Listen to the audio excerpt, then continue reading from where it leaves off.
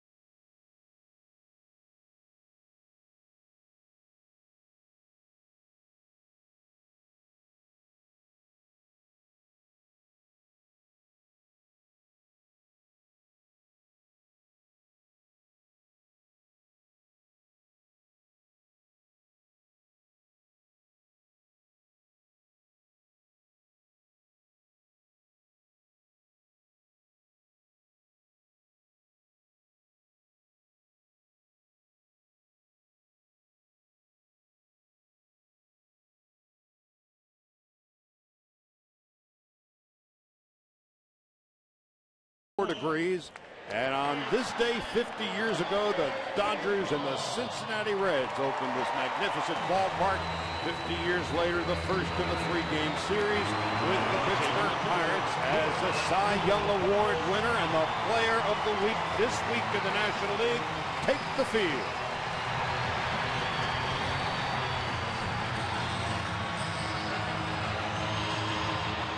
Matt Kemp coming off quite a week as the player of the week. He was 7 for 17, a couple of home runs, led the majors with 6 runs scored, tied for the major league lead with 8 RBIs and 14 stolen bases. And then there is Clayton Kershaw making his second start of the season. Of course, it was a shortened start in San Diego back on Thursday. Here's the lineup he's going to be facing: Jose Tabata, Alex Presley, Andrew McCutchen, followed by Casey McGee, the former Brewer. Matt Haig hit 7 home runs this spring for the Buccos. Neil Walker is a Pittsburgh native. Rod Barajas played with the Dodgers last year. Clint Farmas and Kevin Correa pitching and batting ninth. Clayton Kershaw once again taking the mound. So impressive to be able to have your home opener be started by the ace of your staff after an opening day start on the road. Of course, he was sick, lasted just 3 innings in that one, but the ridiculous numbers from the season before: 21-5, a 2.28 ERA, 248 strikeouts. He's going to face a much improved lineup here from the Pirates. Guys at the top of the order that love to run. We'll have to keep an eye on that.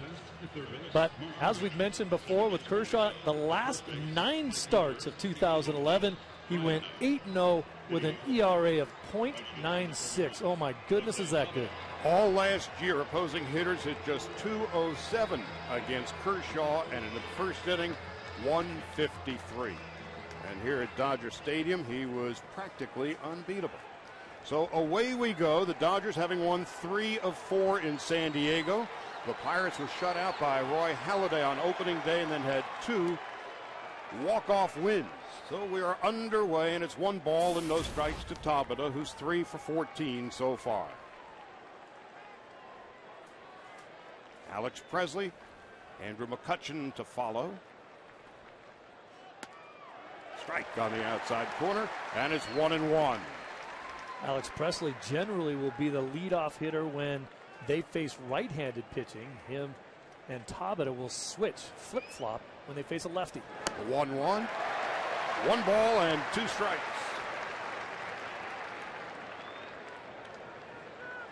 Andrew McCutchen after Presley.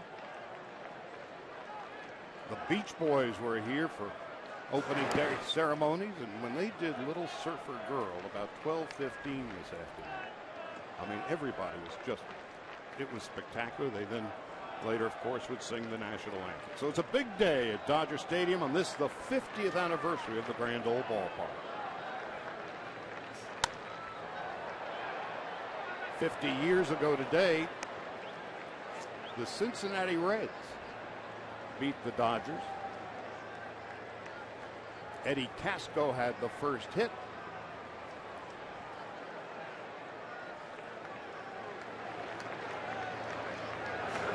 A foul off to the right and out of play off Johnny Padres. Wally Post hit a home run late in the game as the Reds beat the Dodgers 6-3, 50 years ago today. 2-2 count. I think that Kershaw's done messing around. I think you look for a slider right here. That's what it was. Whoa. Tabata checks his swing. That's first base umpire Mike Winters. These days, you don't get away with many check swings as a major league hitter anymore. Tabata took his bat off his shoulder, no question about it. They didn't give Kershaw the strikeout. Fouled off his foot. The Pirates were shut out on opening day by Roy Halladay, 1-0, and then had 2 walk-off wins against the Phillies. Dodgers, of course, took 3 of 4 from the Padres. Clint Hurdle in his second year as the manager of the Bucks, a team that hasn't had a winning record since 1992. Tabata, if nothing else, is doing an outstanding job here of making Clayton Kershaw throw some pitches. Already 9 have been thrown. Now the 3-2 to the second baseman Ellis. Now defensively behind Clayton Kershaw, Rivera and Kemp and Ethier, the usual suspects in the outfield. Uribe and Gordon. Mark Ellis, a defensive upgrade at second base. James Loney at first. And the battery, Kershaw and A.J. Ellis. A.J. Ellis, this is his first home opener start for the Los Angeles Dodgers. As Alex Presley steps into the batter's box, Presley, 3 hits in 14 at-bats, takes a strike, gets 0-1 as Uribe came sprinting in from third. Good job defensively down there. You got to take the bunt away from this guy. He will bunt, he will run. Very impressive in his call-up last year. Hit over or right at 300 for the Pirates. Which is about what he hit this spring as well. And a breaking ball, 0-2 from Clayton Kershaw. Well, if you're a lefty, watch him jelly leg him there a little bit. He doesn't, he can't really pull the trigger because he thinks that ball's going to hit him. And then the big break over the plate for a strike. The 0-2. First strikeout of the ball game for Kershaw. Now, if you're a left-handed hitter, you just don't want to go to the plate against Clayton Kershaw. He just has too many weapons. There's the slider. Clayton threw that one a little bit more for a strike. A lot of times he'll throw that slider out of the strike zone, but it just looks too enticing for guys to hold up on. Second strike, a curveball. Third strike, a slider, and Presley sits down, and Andrew McCutchen steps into the batter's box. McCutchen signing a long contract extension with the Pirates. Takes a strike, gets nothing in one. 4 for his first 11 this spring. Just underway, a picture-perfect 67 degrees now, and the 0-1 is in the dirt.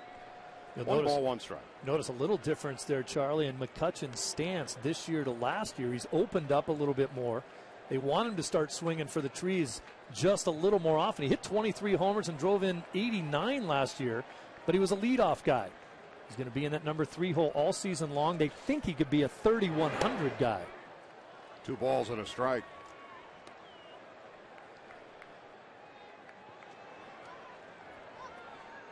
McCutchen last year was a little more closed down. He got most of his at-bats as a leadoff guy. You see that front left foot opened up. Try to get a little bit more pull, a little more power. Backhanded by Uribe. And a flawless first inning for Clayton Kershaw. Dee Gordon, Mark Ellis, Matt Kemp coming up in the bottom half of the first.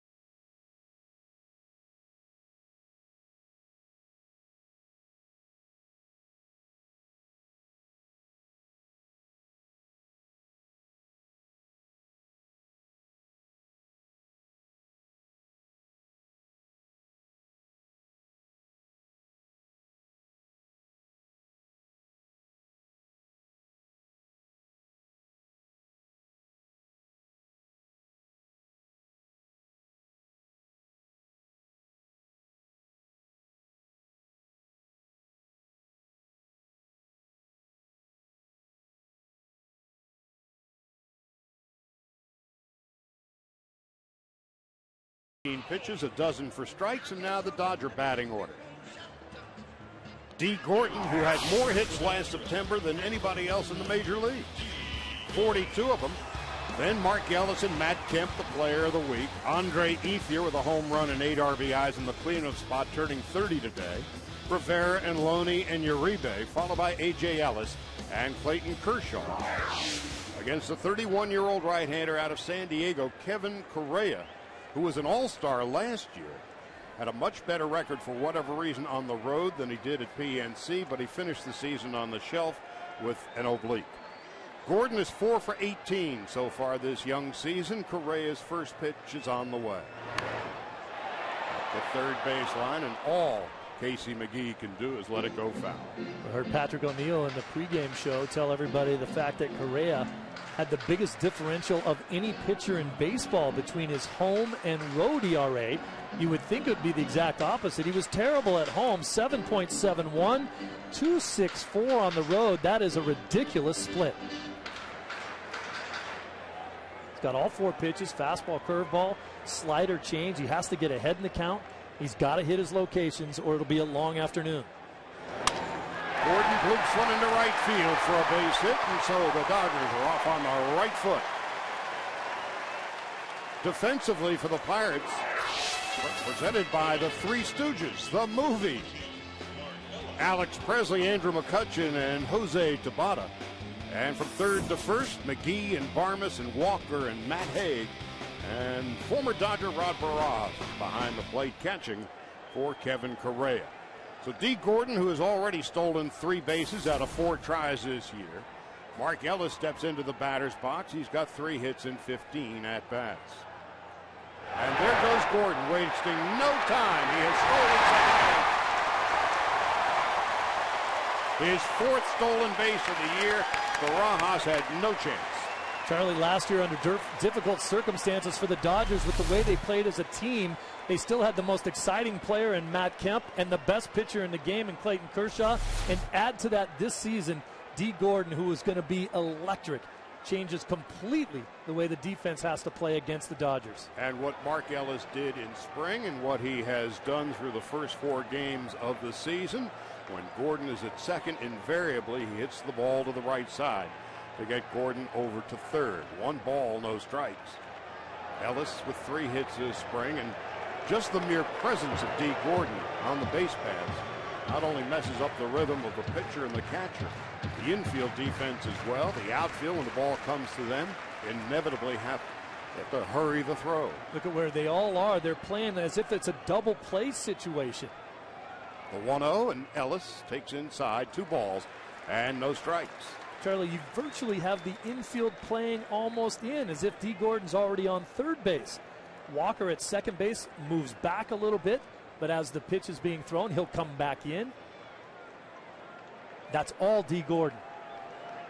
2-0. 2-1. Matt Kemp on deck, Andre Ethier to follow. I think it's important for Dodger fans when they look at the stat sheet to disregard what Mark Ellis hits. His job is to make sure when he's done hitting that Dee Gordon's on third base. Do it any way you can, and he's going to have to give himself up a lot in order to get him there. 2 balls and a strike. Inside corner, 2-2, and Ellis doesn't like the call. And you can see that's what Correa may try to do, is pound Ellis inside, because if he knows he goes to the outer half of the plate, that's kind of coming right into what Mark Ellis wants to do, shoot the ball to the right side and try to get in on his fist to make it a little more difficult to do that. On Saturday afternoon, Gordon led off the game with a single against San Diego, stole second, went to third on an Ellis ground out to the right side, and came around to score on a Kemp sacrifice fly.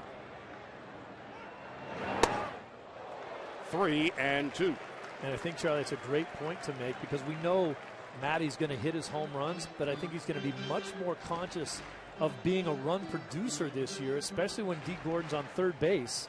Every time he comes up, he might go out of the strike zone a little more often to put the ball in play in order to drive in that run. A full count, and to the right side, Ellis does exactly what he's asked to do. Now here comes Matt Kemp, the National League Player of the Week. Center field, 27, Matt Kemp.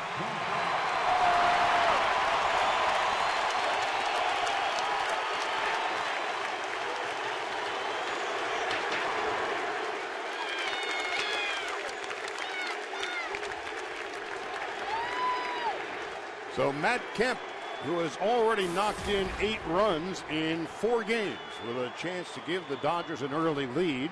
Glenn Hurdle is playing his infield back.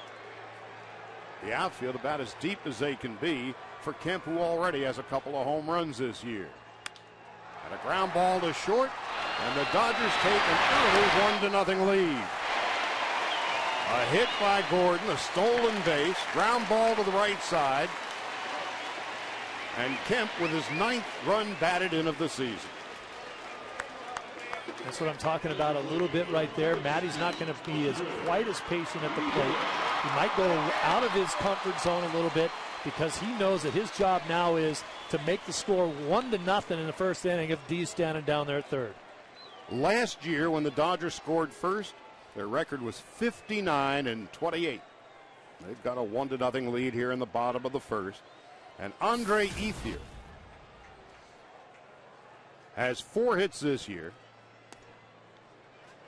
Still looking for his first single. A home run, 2 doubles, and a triple. Sort of like spring training, too. He was just banging the walls down in spring training with all the doubles he hit.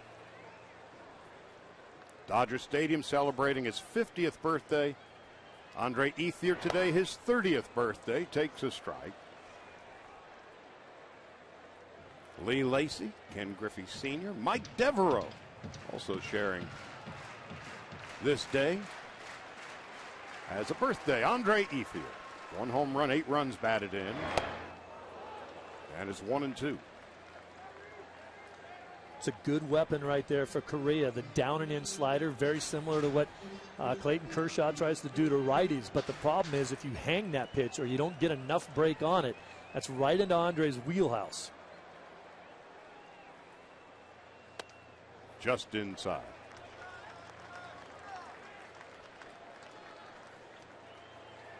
Andre Ethier, of course, had the knee surgery in the offseason. The very first at-bat in spring in Glendale, he whistled a double into the right field corner, sprinted for all he could to second base. He knew right then and there he was feeling hale and hearty. But it's Correa striking him out in the bottom half of the first. Dee Gordon scores his 4th run of the young season. Dodgers 1-0.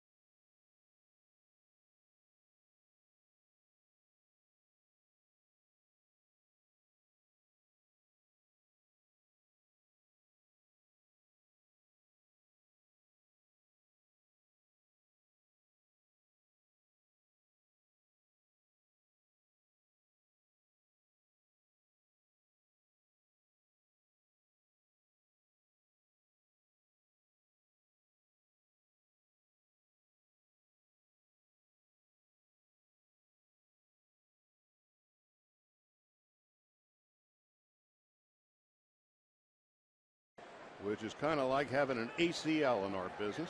And so Charlie Sonners, Steve Lyons filling in on this opening day at Dodger Stadium on the 50th anniversary of this wonderful park. Casey McGee leads off and takes a strike and 0-1 to McGee. Now here's an upsetting note for McGee as he steps in. Last year, Clayton Kershaw, when pitching against cleanup hitters, collectively they hit 147 against him. Every fourth hitter in the league combined. 147 against Kershaw. So McGee must love hearing that news. 1 ball and a strike. Former Brewer with a fly ball to center field. Drifting on back is Matt Kemp. Difficulty with the sun. And McGee is on his way to third. Matt had difficulty tracking that ball. Well, there was 2 problems with that one. Obviously, it's a high sky today and a big sun field playing in the middle of the afternoon, and that ball carried on Matt way better than he thought. You see him break back on it nice. Now he thinks he's got it, and now he's still drifting, doesn't exactly know where the fence is. You can see the sun shining off the glasses, and now Matty's in a little bit of trouble. He jumps, but the ball hasn't come down yet. It's clear at that point that he had no idea that he lost the ball. He didn't know where it was.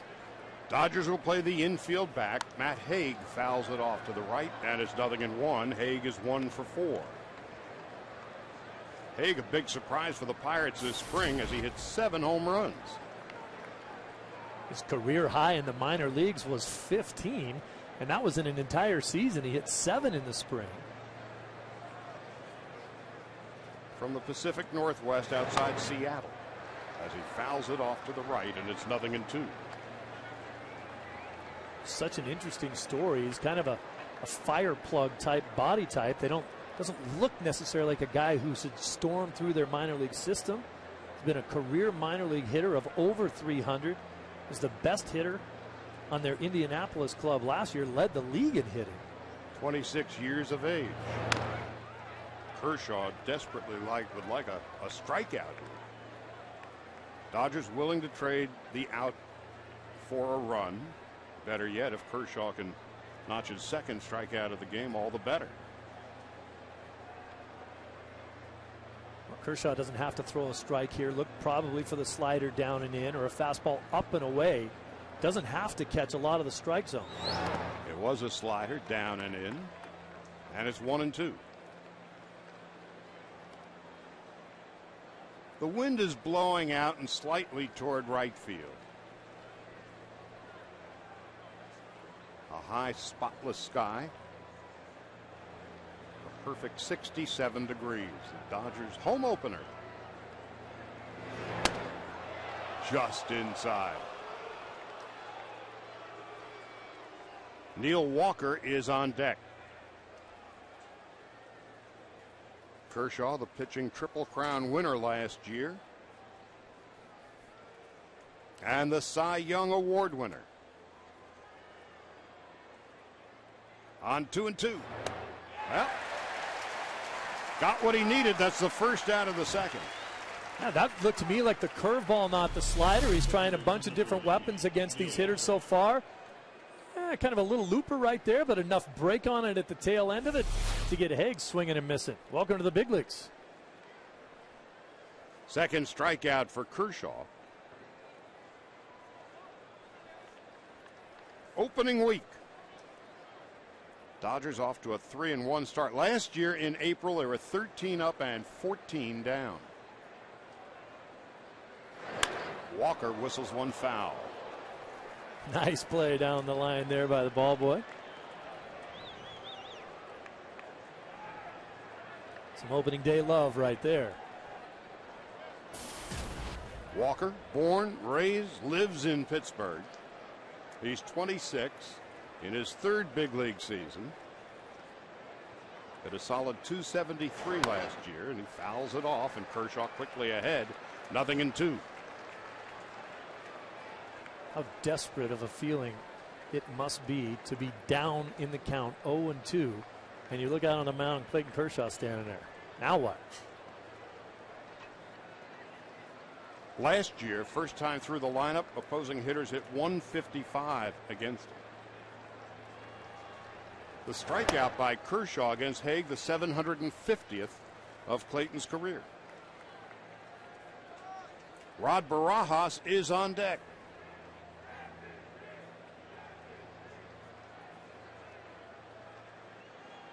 Kershaw, Koufax, and plenty of Ks.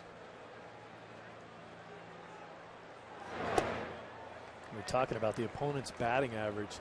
Since 08, Clayton Kershaw's opponent's batting average is .209. It's best in baseball, best in the National League. That's a lot of years where nobody's getting a lot of hits. .209. Last year, .207. The Cy Young Award winner, now the 2-2 to Walker, with McGee leading from third. Oh! Third strikeout. Great pitch from Kershaw right there.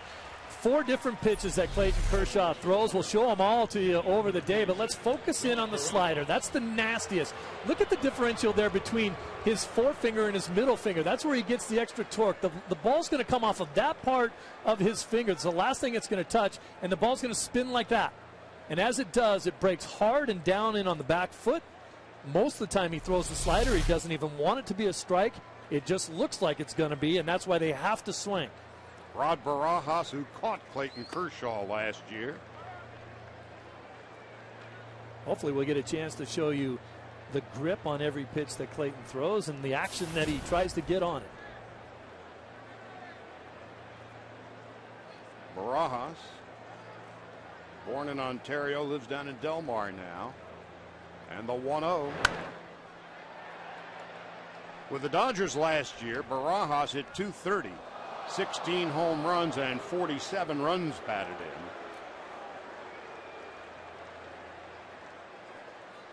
And it's a ball and a strike.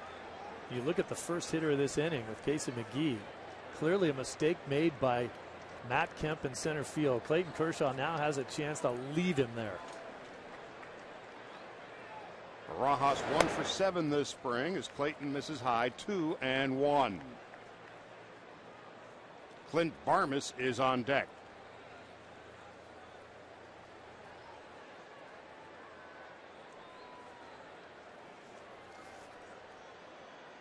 Kershaw 21-5 last year.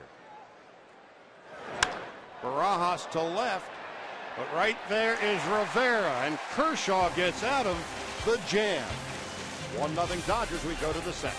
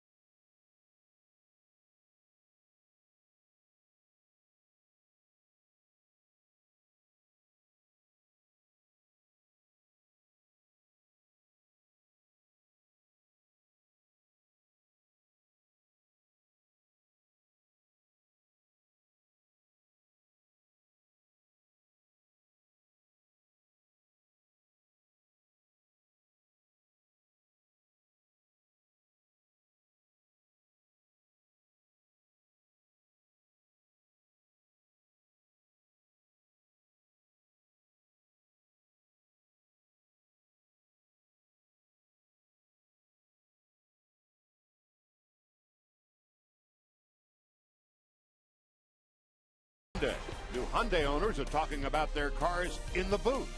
By AT&T, the nation's largest 4G network. AT&T, rethink possible. By CarMax, start the search for your next car at CarMax. Start here. And by Dodge. Quite a job by Clayton Kershaw to get out of a jam in the top half of the second.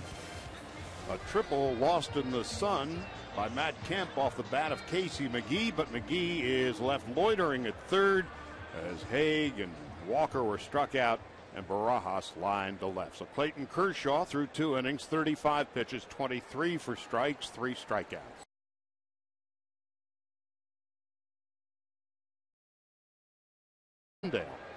Hitting .357 after 4 games, 5 hits in 14 at bats. Correa's first pitch is a strike, and it's 0-1. Charlie, baseball is such a team game, and players often talk about picking each other up. I can't think of a better situation than what Clayton Kershaw just did for Matt Kemp. After that opening triple, ends up on third. Matty knew he should have caught that ball. Clayton picked him up. 2 strikeouts and a flyout. And Rivera way out in front, 0-2. Rivera, Loney, and Uribe will bat for the Dodgers here in the bottom of the second. Loney and Uribe off to very slow starts. Correa, on the other hand, last year off to a very quick start and went to the All-Star game for the first time. The 0-2 and Juan with a pop down the right field line. And the second baseman, Walker, hangs on and makes a very nice play. Matt Haig was really lost in space, and Walker saves his bacon. Aerial coverage provided by Goodyear. Everything Goodyear has learned making tires that go the distance inspires what they roll into yours. Goodyear, more driven. Really nice play by Walker right there. When you think of it, that is the second baseman's ball because he has a better angle on it, but with a right-handed power hitting guy, Walker's farther up the middle. That's a long run, and if he wasn't there, you're right, Haig has no chance of making that play. James Loney hitless in his first 12 at-bats. He hit .288 last year, which is his career average. Loney's been on base once so far this spring with a walk. In Arizona, Loney had a very solid preseason.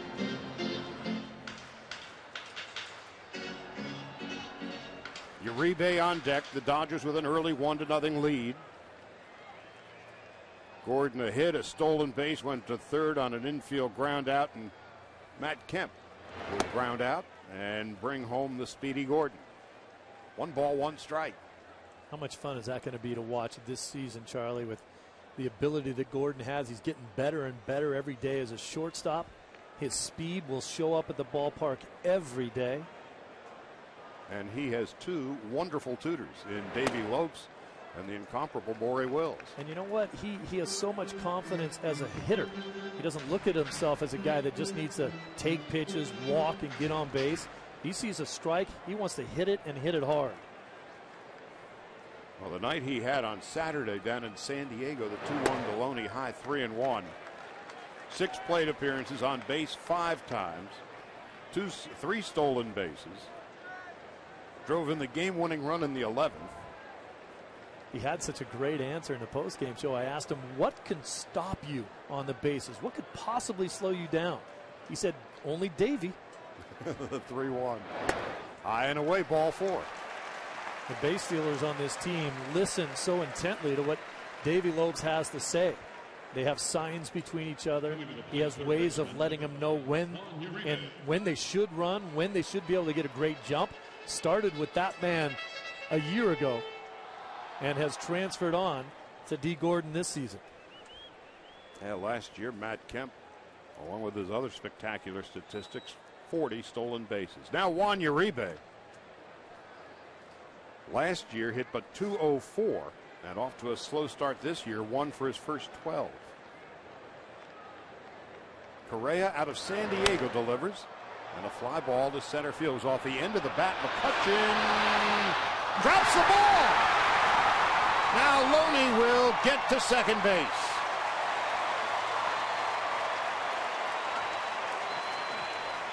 Well, you can tell that the sun is already wreaking havoc on 2 of the best center fielders in baseball, McCutchen and Kemp. Watch McCutchen break the wrong way for a good 5 or 6 steps. He went the wrong way. Now he's using his speed to try to get back into it. The dive for it or the slide, and he can't get it done. It was also hit off the end of the bat, and so McCutchen's first instinct was to take a couple of steps back. They're ruling it a base hit. Now James Loney has to jump up and scamper back into second base. Well, the Dodgers get a gift as A.J. Ellis steps into the batter's box. A.J. turned 31 yesterday. Loney at second, Uribe at first. The Dodgers already with a 1-0 lead. And Correa delivers a strike. I'm not sure there's a guy on this Dodger team that works at getting better as a hitter than A.J. Ellis does. He knows he's had some deficiencies as an offensive player throughout his career. Continues to try to get better. It doesn't go far enough for either Loney to advance to third or Uribe to second. Neither are speed burners on the base paths. I think Don Mattingly and the coaching staff did themselves a great service when they sat A.J. Ellis down and said, look, we need you to be a great receiver. We know you are. That's your main objective. Keep trying to get better as a player, but what you offer us right now is good enough for us. Be that guy. He hit a home run down in San Diego. And one thing about Ellis throughout his career at every level, swinging a fly ball to right, slicing toward the corner. It's going to be caught by Tabata. Loney will tag and go to third. Very nice instincts right there by James Loney. That's a ball that's slicing away, not only from the right fielder, but from James Loney as a player on second base. You have to make a determination. If that gets down, I got to be able to score on that. But if he somehow gets over there and catches it, I have to be able to tag and move up. You make a split-second decision. He made the right one. And among all the other attributes for Clayton Kershaw, he was the Dodgers' best hitting pitcher last year by far. He had 16 of the 41 hits by Dodger pitchers last year. And in his one at-bat in San Diego, he singled into left and went to second on an error, and that would turn out to be the end of the line for Clayton, who grounds one up the middle. Backhanded stop by Walker, saves a run. Neil Walker with a spectacular play. Uribe forced at second. 1-0 Dodgers. We go to the third.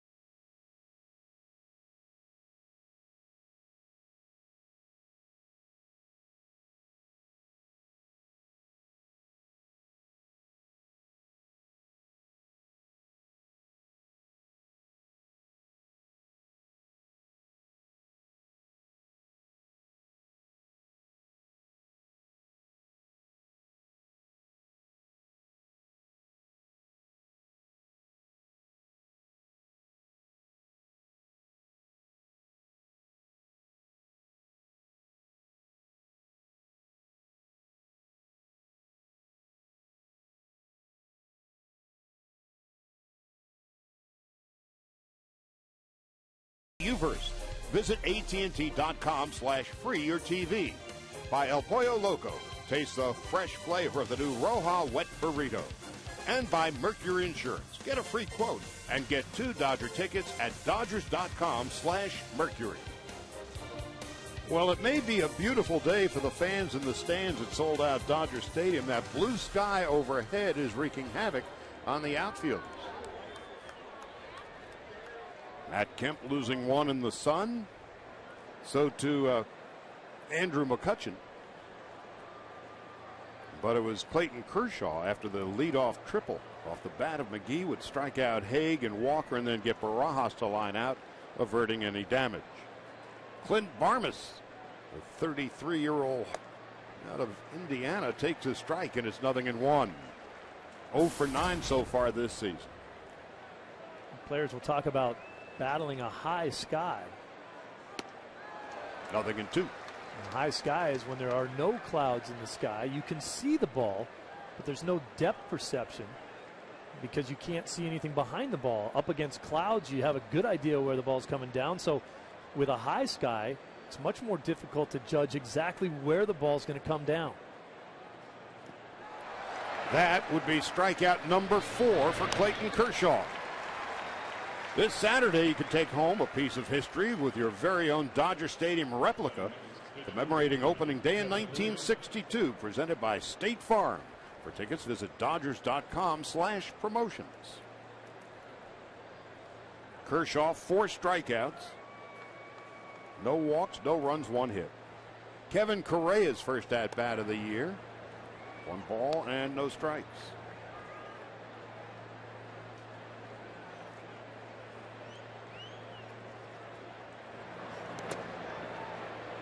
Kershaw in the season opener last Thursday in San Diego woke up feeling fine. And then about 2 hours before the game, he started to feel a little bit queasy. And he would try to gut it out, literally and figuratively. Here's the 2-0. Correa never been much of a hitter in his career, a career average of 118. He was 4 for 46 last year. And he bloops a base hit into left field, breaks his bat along the way. And as soon as you talk about how poor he is as a hitter, he bangs out a base hit against the best pitcher in the game. So Kershaw's warming up in the bullpen down the right field line in San Diego, and he's getting increasingly woozy. And Rick Honeycutt has a wonderful relationship with all of his pitchers, almost like a father figure. And Clayton's throwing one pitch after the next, and he said, "I'm not feeling good." And Honeycutt's quite naturally getting very nervous. "Honey, I feel like I'm going to throw up." To which Honeycutt replied, "So do I." And of course, Clayton pitched just 3 innings, and the fact that he went as far as he could that day. Jose Tabata, who bounced to second base in his first at-bat, lost one to shallow right. Easy play for Ethier. On the surface, that play looked like the ball hung up a little bit, but it was really Andre's great jump and closing speed that made that play look easy. Well, let's not forget that the Dodgers, 2 of their 3 outfielders are Gold Glovers. Oh, yeah. Ethier and Kemp. The Dodgers last year had the 3rd best defense in the National League. Now Alex Presley steps into the batter's box. He struck out swinging in his first at-bat.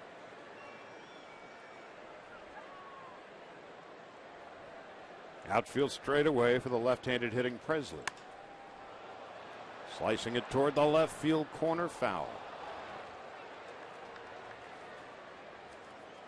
Now you can see the game plan for the Pirates, too, is try to get to Kershaw early in the count before he gets really nasty on you. The problem is when you're as good as Clayton is at hitting corners early in the count, you're not going to see anything that you can square up then either. And then you just find yourself in a hole. And then on the other hand, the pitch count comes down if they put the ball in play in a pitch or two. So they either way they're playing into his wheelhouse. Oh, we've got a pickoff here. Loney, the throw to Gordon, and that's that.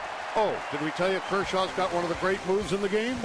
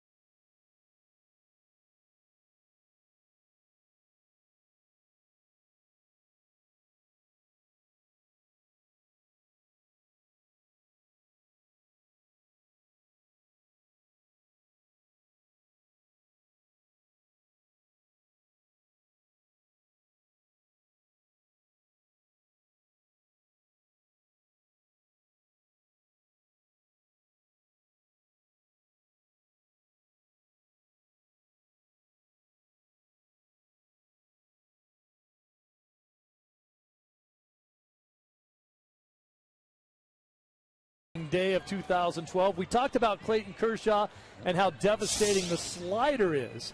We showed you the grip. There it is. Let's show you what it looks like. Down and away from a left-hander. That's Presley striking out earlier. And then that one, the other side of the plate, kind of a backdoor slider. You don't see Clayton do that very often. But you remember Walker gave him an at-bat there. He was fouling off some pitches. So he said, let me show you a little something different. Went backdoor with the slider and got the same result.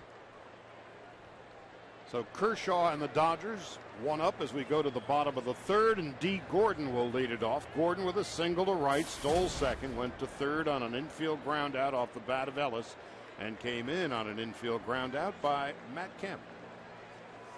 And a strike, 0-1. The other thing that the mere presence of Dee Gordon does, both corner infielders, Haig at third, McGee at first, are pinched in. And the guys up the middle are playing more of a double play depth than playing back. Almost every hitter that comes to the plate in a major league game, the infielders will be playing back by the grass. Walker would be back there, Barmes back there. But look how they pinch in, because you have to get to the ball quicker because Dee Gordon is so quick down the line. And the other note is that Matt Haig, who now can retreat with 2 strikes, is much further off the line. And if it gets past Haig with his speed, Gordon, it's an invitation to 3 bases. And why would he stop? 1-2 to Dee Gordon. 5 for 19 this spring.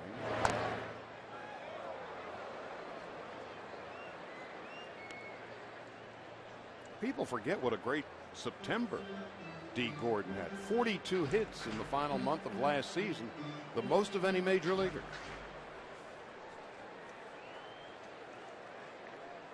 And had a wonderful spring in Arizona.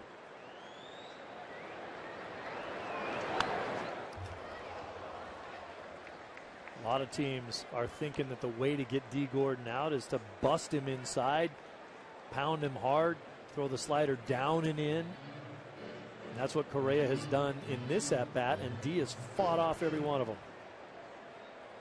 1 ball and 2 strikes.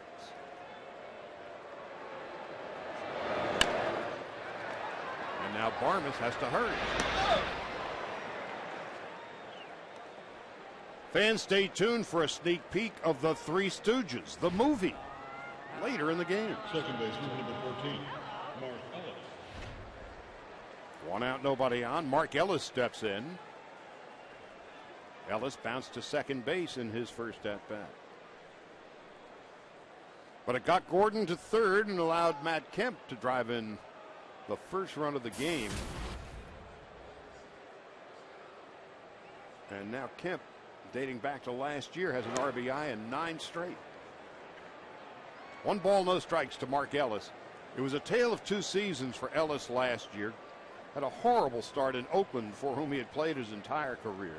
He had a leg injury and inner ear infection, and Oakland sent him to Colorado, where he salvaged the second half of the year, hitting .270. Now the 1-0 is high. 2 balls and no strikes. More than any other hitter in the Dodger lineup, Mark Ellis will have most of his at-bats designated for him. He knows what he has to do with Dee Gordon out there. He can be the hitter he wants to be right now. On 2-0. 2 balls and a strike. Talked to James Loney the other day about playing first base with Ellis at second and the great lateral movement that Ellis has. Only made 3 errors last year. He's always been one of the better defensive second basemen in the game. Here's the 2-1. Swing and a miss, 2 balls and 2 strikes. And he said that Ellis's move to his left is, for him, Loney, reminiscent that of Orlando Hudson, who's just a terrific defensive second baseman. And it gives Loney more latitude at first. Doesn't feel like he has to cover too much ground. So Ellis in the first of a 2-year deal with the Dodgers on 2-2 from Correa. One of the scariest plays for any first baseman is moving to your right. Moving to your left is natural. You're headed towards first base. You're never going to get caught off guard. You have to move to your right to get to a ball. If you don't field it, you have to get all the way back to first base to cover. 2-2 to Ellis with 1 out. Correa misses outside.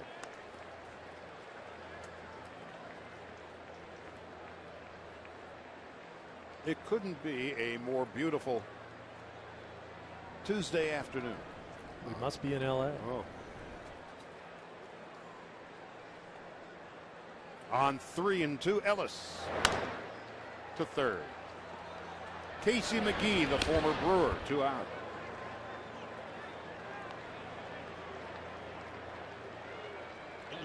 Well, here comes Matt Kemp, and oh, what a season he had.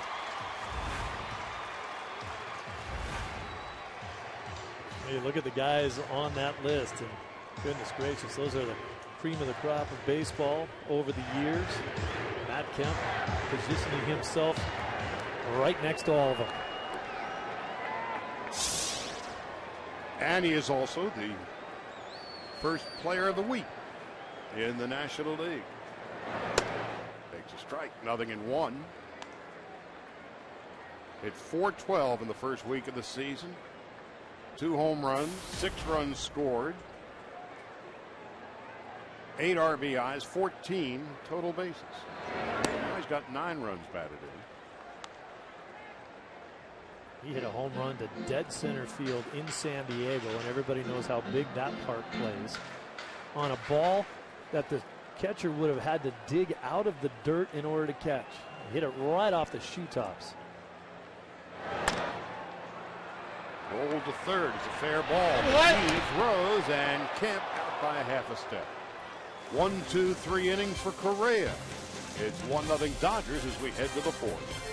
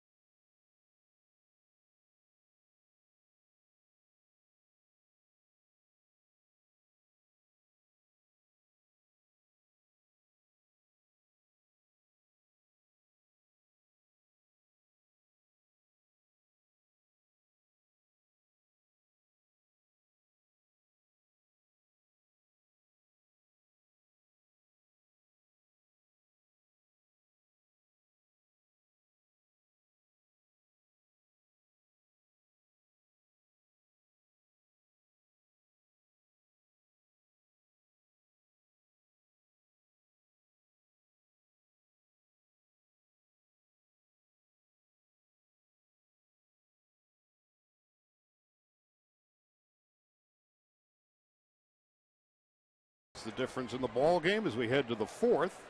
Alex Presley, who was left standing at the altar when Kevin Correa was picked off in the 3rd inning, will begin the 4th, and then Andrew McCutchen and Casey McGee against Clayton Kershaw, who has thrown but 45 pitches so far, and the 46th is a strike. Kershaw has struck out 4, hasn't walked anybody. The way Correa got picked off of first base, it was more like he was the one standing left at the altar. Should have been going back to first. Didn't know where to go. 1 ball and 1 strike. The Pirates last year 72-90. Haven't had a winning season since 1992 when Barry Bonds was their left fielder. Oh, and Kershaw's a Gold Glove winner too. Cat-like reactions from a guy with 4 devastating pitches that he can use to show you the grips again. We've talked about the slider. Let's go to that 4-seam fastball. You look at the grip right there. All 4 of those seams will work for him when he lets go of the ball. The ball will rotate directly back at him. Very similar to a very pure jump shot in basketball, the way that ball will rotate back at the guy who shot it. That gives him a little extra hop and gets all 4 seams working for that fastball. Andrew McCutchen. And it's 0-1, and we were talking in the last inning. The Pirates, first ball swinging more often now, and it works right into Kershaw, who threw 17 pitches in the first, 18 in the second, but only 10 in the third. And again, early in Clayton's career, he was the victim of his own pitch count. That was before he figured out what command was all about, and boy, did he learn quick. 0-2. Remember, this game started off, I believe, Jose Tabata had a 10-pitch at bat to start the game off against Clayton, so he already had thrown a bunch of pitches. Now he's settling in. Only 40 since then. Gordon has to hurry as McCutchen runs very well. 2 out.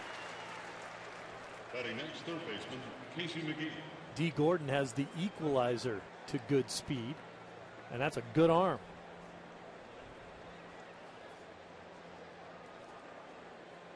McGee lofted the fly ball to straightaway center field and deep back in the second inning, led off the inning. And between the high sky, the sun, and the wind, Kemp could not field it cleanly. McGee would end up at third with a triple, but he would be left standing there as Haig and Walker would strike out and Barajas would fly out. No balls and a strike to Casey McGee. When Aramis Ramirez left Pittsburgh, Pirates have been looking for a third baseman for a while. Ellis has to hurry to complete the strikeout, and he does. 5 strikeouts for Kershaw now with some help from A.J. Ellis.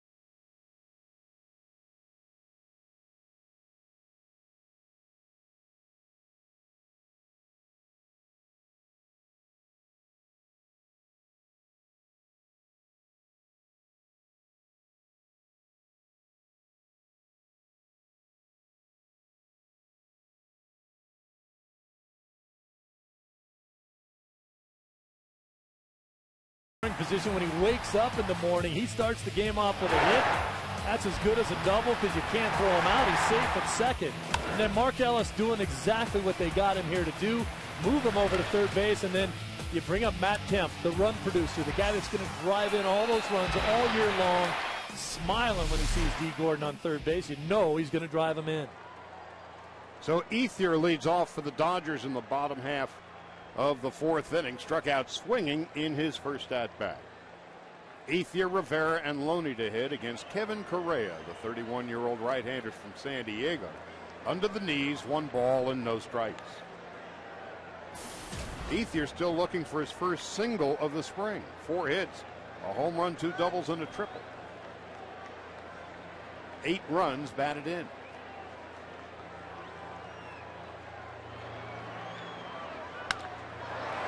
To right field. That's going to be a base hit. Big turn for Ethier and his first single of the season.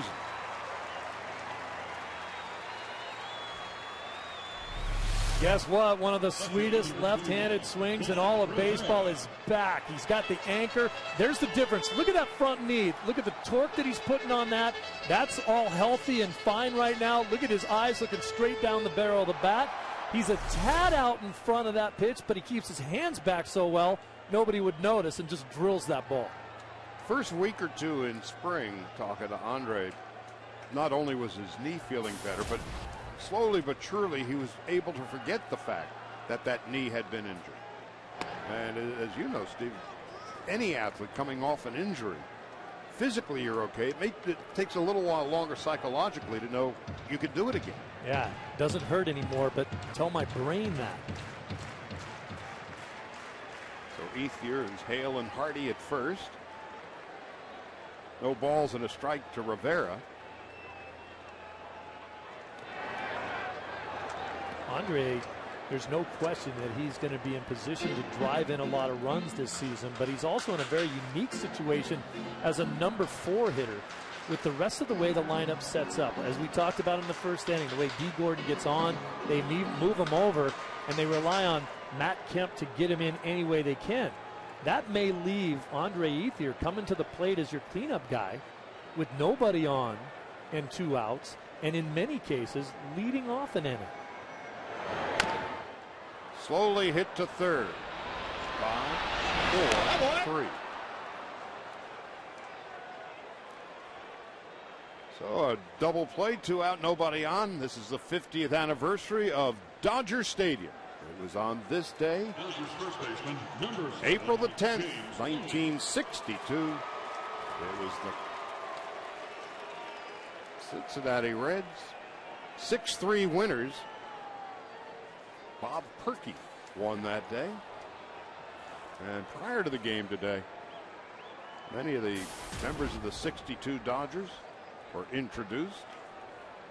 Great Tommy Davis. Maury Wills, check swing ground ball. And Loney's going to be thrown by McGee. And a 1-2-3 inning as we go to the 5th. Dodgers 1, Pirates nothing.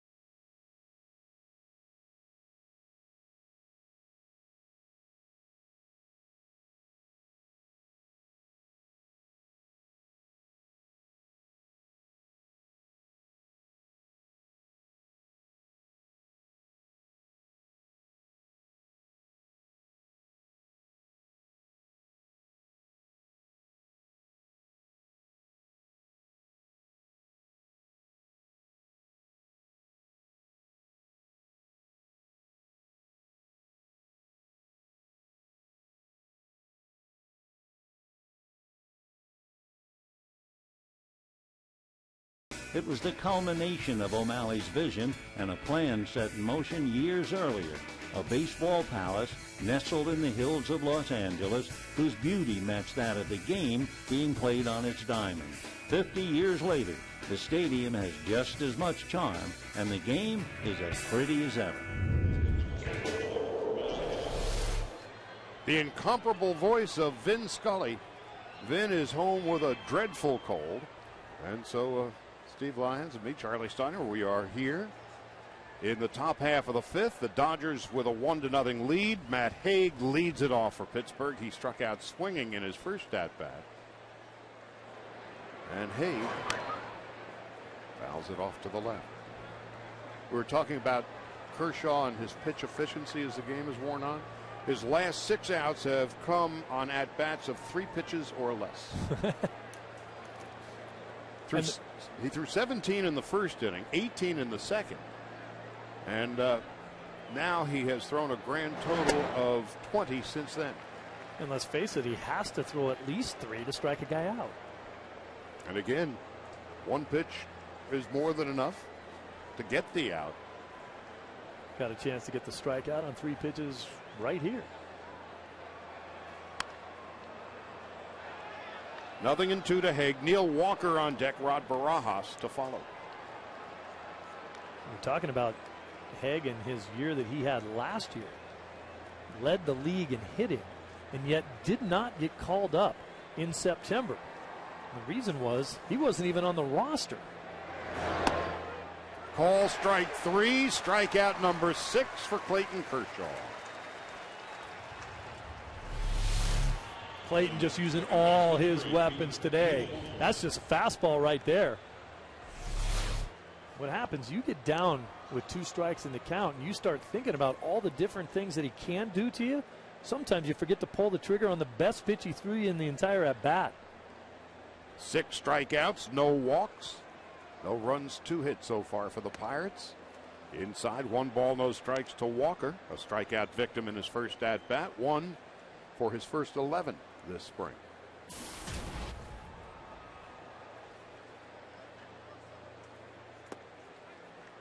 Two balls and no strikes.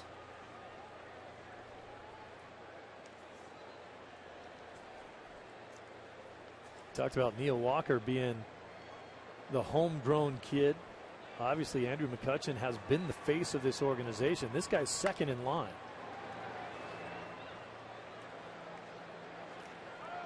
Grew up a Pirates fan in Pittsburgh, lives there, and he's another face of this franchise that's struggling to get back to respectability. From what I understand, in the offseason, they had what they called sort of a mini camp down in Florida. They wanted a lot of guys to report to Bradenton, show up for a few weeks, work out together. 2 out. And a lot of the guys were complaining about doing it. They said they had their off-season workouts, everything was going fine. A few guys didn't really want to do it. Neil Walker got on the phone and called everybody and said, "You'll be there." And everyone showed up. 2 out, nobody on. Rod Barajas is the batter. That makes his second-year manager, Clint Hurdle, feel proud and a whole lot better about things, as Rod Barajas, the former Dodger who flied to left in his first at-bat, takes high. 1 ball and no strikes. The thing you worry about with Barajas is not really his average. He's not going to hit for a high average. You just got to make sure you don't want to leave one out over the plate because he does have home run power. Hit 17 of them for the Dodgers last year. He's one of those guys, when he squares it up, it goes a long way. If he doesn't, it's almost always a fly ball. The guy hits very few ground balls. Well, he's not the fastest runner on earth, so probably plays to his advantage. Not going to leg any out. Matt Kemp. And a 1-2-3 inning for Kershaw. And now as we go to break, a sneak peek of the Three Stooges, the movie.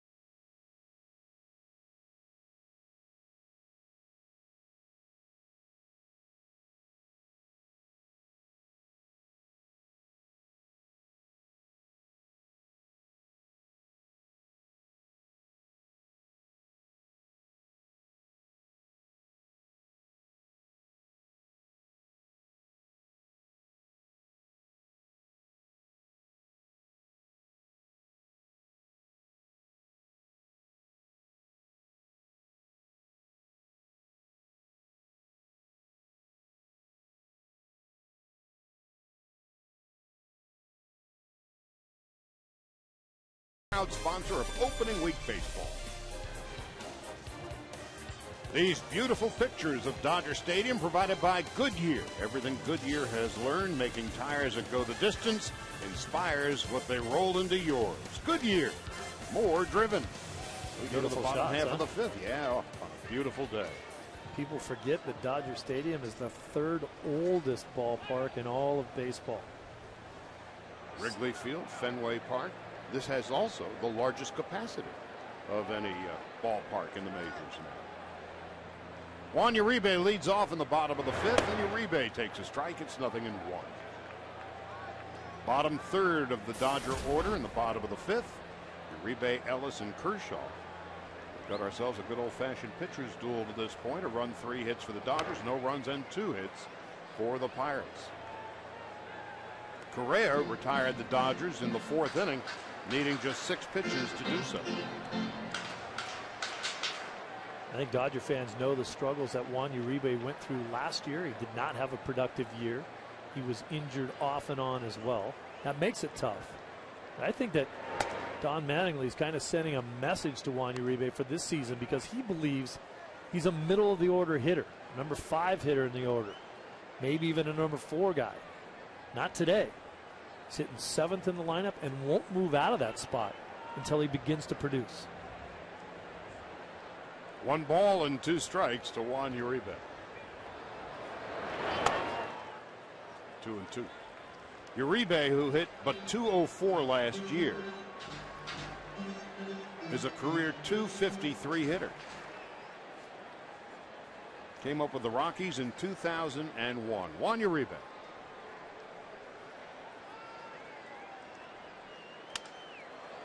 To left field. That's going to drop foul and out of play. You mentioned the career average for Uribe, and the Dodgers signed him off the strength of the World Series he had a couple seasons ago for the San Francisco Giants. They didn't expect him to come down here and hit .290, but they did expect him to have big hits, big RBIs, and drive the ball out of the ballpark when he did hit it. Well, it was pretty much none of the above last year. 4 home runs, 28 runs batted in, a .204 average.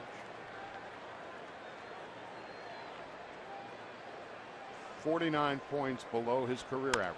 The 2-2 grounded into center field for a base hit. So Uribe is aboard with a leadoff single to center. The Dodgers honored Jackie Robinson this Sunday when they host the Padres at 1:10. To celebrate his legacy, kids 14 and under in attendance will receive Jackie Robinson sweatbands presented by Melissa's Produce. For tickets, visit Dodgers.com/promotions. The incomparable number 42. There is but one player remaining in the major leagues that wears 42, Mariano Rivera. And after Mariano Rivera retires, nobody else will ever wear that number. A.J. Ellis takes high, 1 ball, no strikes. So Uribe with that single is 2 for 2.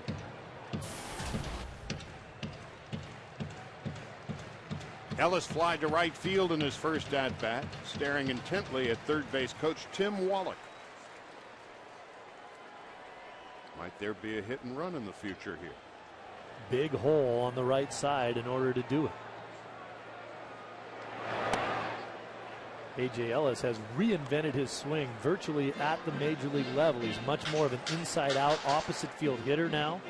The home run that he hit in San Diego was a product of that swing. Out in front of a pitch a little bit, the pitch speeded up his bat head, and just when you do everything correctly, there is where you get a lot of power. He just powered that ball into the left field seats, but generally wants to go up the middle and the other way.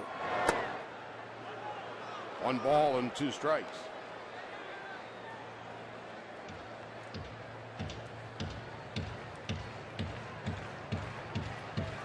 Obviously, as A.J. has more success changing his swing, they will start to pitch him a little differently. Pitchers will try to get in on the hands. We talked about that with D. Gordon. For some hitters, it's a little more difficult to go the other way on a pitch in. They'd rather have the ball out away from them. See them consistently getting in on the hands of A.J. Ellis sees a lot of pitches. That's part of his game. Walks a lot. His on-base percentage has always been very solid. He's worked the count to 2-2. Ellis has already walked 4 times this young season. Toughest spot in a National League order to hit is number 8. The pitcher hitting behind you. A lot of times you have to give yourself up. A lot of times you have to make a determination of whether or not they even want to pitch to you. And go after the pitcher who's hitting behind you in the order. The outfield is straight away, the 2-2. Into the upper deck, and a fan makes a terrific catch. His hands may be barking at him tomorrow, but at the moment feeling no pain. Probably in about 3 or 4 seconds from now he'll start to feel that. What did I just do? It's always great when you're taking the bow. Kershaw is on deck. Uribe, who singled to center, leads from first. And Ellis goes down on strikes. Second strikeout for Correa. It's the first out of the 5th. Correa just going upstairs to blow A.J. away here. Really not the location that they were looking for. They wanted to go down and away. That ball rode up and into A.J. Your eyes get big when you see a pitch like that. You think you're going to hit it a mile. Sometimes you just can't catch up with it. Kevin Correa, last year an odd season. On the road, he was a warrior at a record of 10-3 and an ERA of 2 2/3.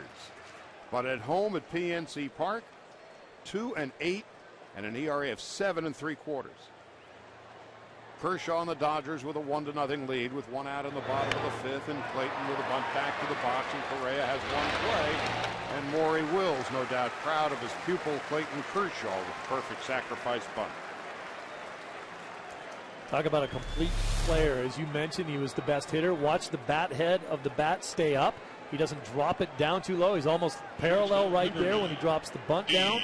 All he does is catch the ball with the bat. If you can catch the ball with the bat, you can bunt. Now with 2 out, here's Dee Gordon. 1 RBI so far this young season. All that turned out to be was the game winner on Saturday night in San Diego in the 11th inning. Dodgers 1-0 with 2 out in the bottom of the 5th.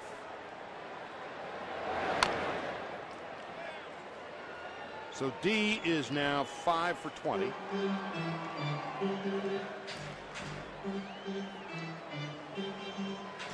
Four singles and a double. It is easier to score from second base with 2 outs than with 1 or no outs, because you don't have to wait. You don't have to see if anyone's going to catch the ball. You're taking off as soon as the ball gets hit. But with Dee Gordon at the plate, you know the outfielders are playing much more shallow because they're not going to respect any power that he might have, which makes them much closer to home plate. And a play at the plate with Uribe running may be a possibility. The 1-1. 2 balls and a strike. Mark Ellis on deck. The Dodgers were 6-2 against the Pirates last year, 3-1 here and 3-1 there. The Dodgers have beaten the Pirates in 11 straight season series. Dating back to 2000, the Dodgers 61-28 against the Bucks. 3-1 to Gordon.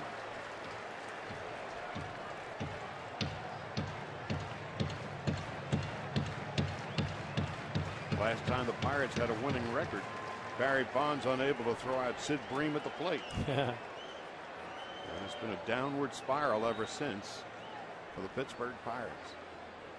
Now Correa steps off the rubber and Gordon steps out of the box.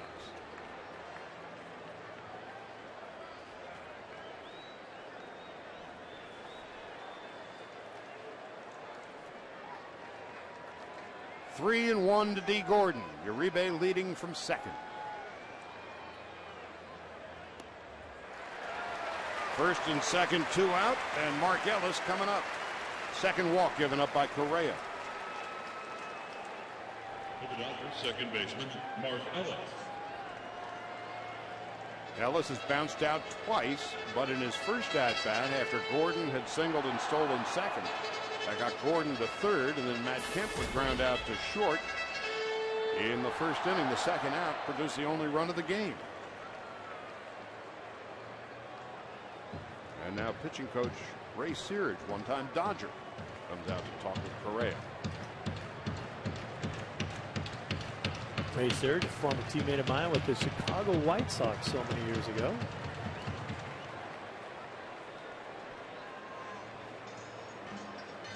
So on this day in 1962, the Dodgers and Reds opened Dodger Stadium. On this day in 1962, the average price of a gallon of gas was 28 cents. Average price of a new car, $3,125.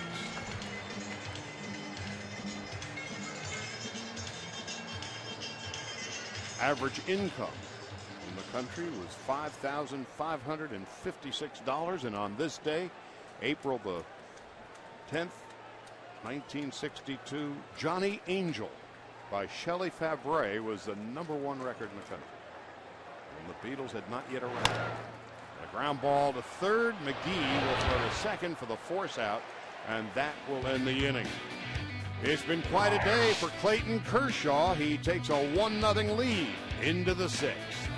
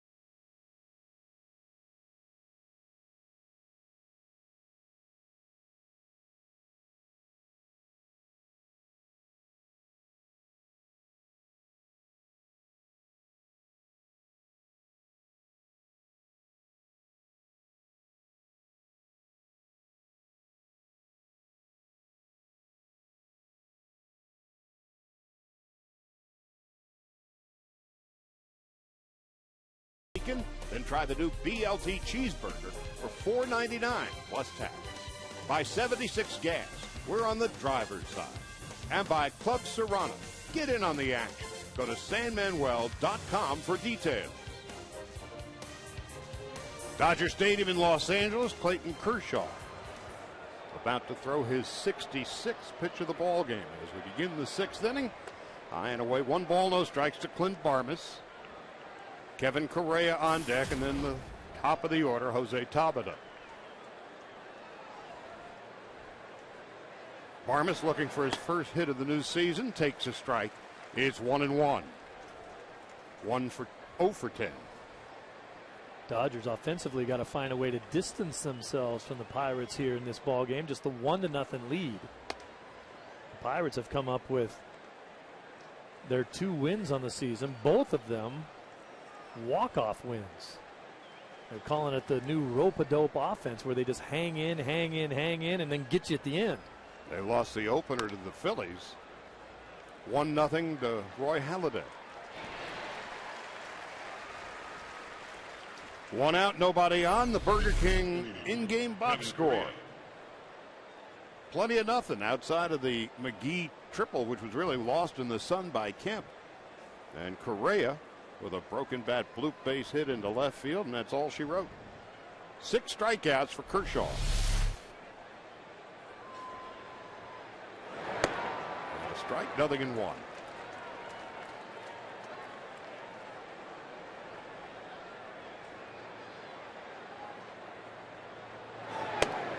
Nothing in 2. Correa came up with the Giants in 2003. Spent 2 seasons with the Padres in 9 and 10, and last year in Pittsburgh. See ya. Thanks for coming. That's just not fair. Yeah, I think Clayton says, you know what, you got to hit off me my first at bat. Taste some of this. 7 strikeouts for Kershaw. No walks.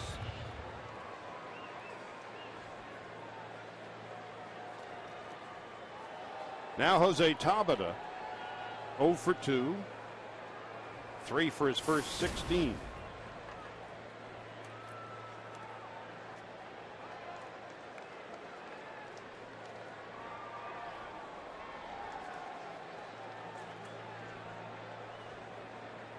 Tabata from Venezuela came over from the Yankees. Had a deal that sent Xavier Nady and Damaso Marte to New York back in 2008. Jeff Carstens, Russ Allendorf, Daniel McCutchen were also involved in that deal coming to Pittsburgh.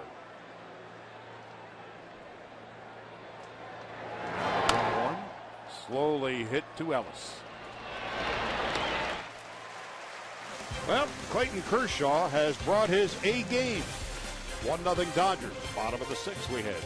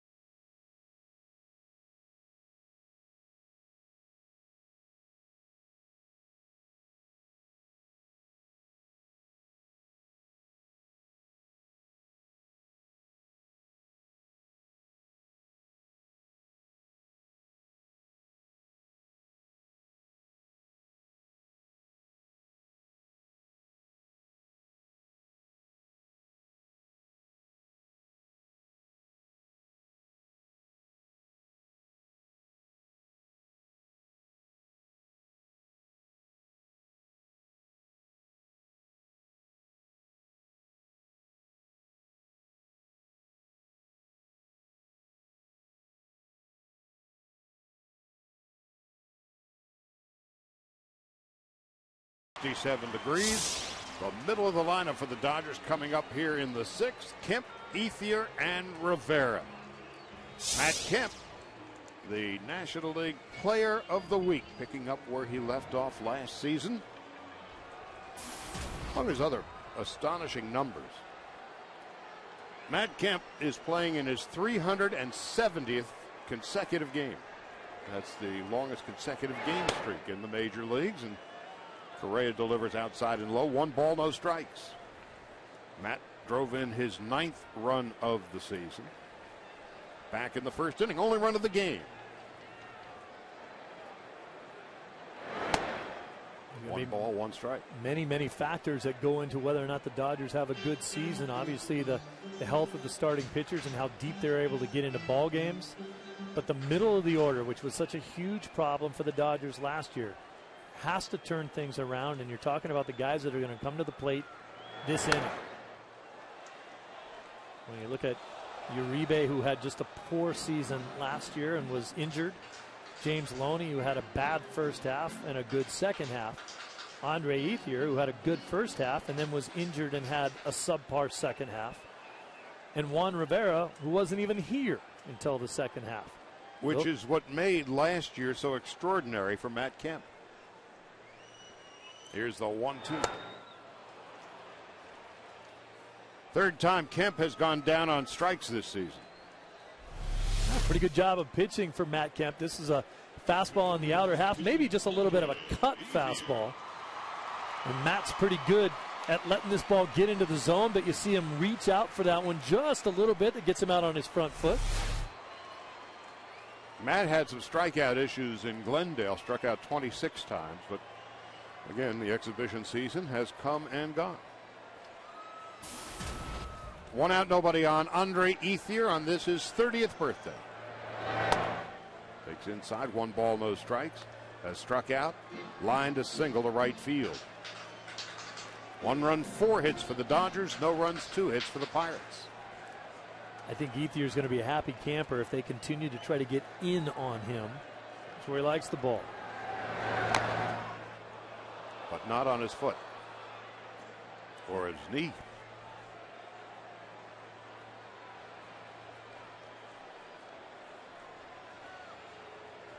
Dodgers head trainer Sue Falsone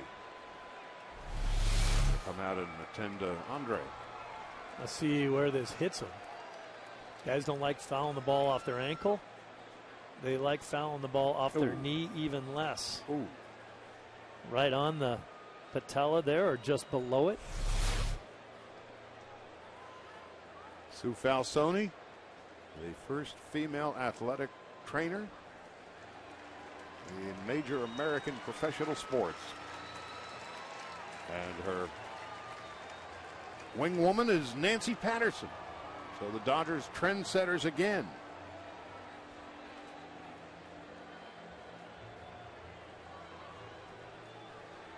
You talk about how accomplished Sue is. Published, has her own physical therapy clinic in Arizona. Very, very well respected. She's been around the Dodgers for the past few years. And now she is running the show. Andre Ethier, 1 ball, 1 strike. Outfield straight away. And Ethier, more English on that than 2 out.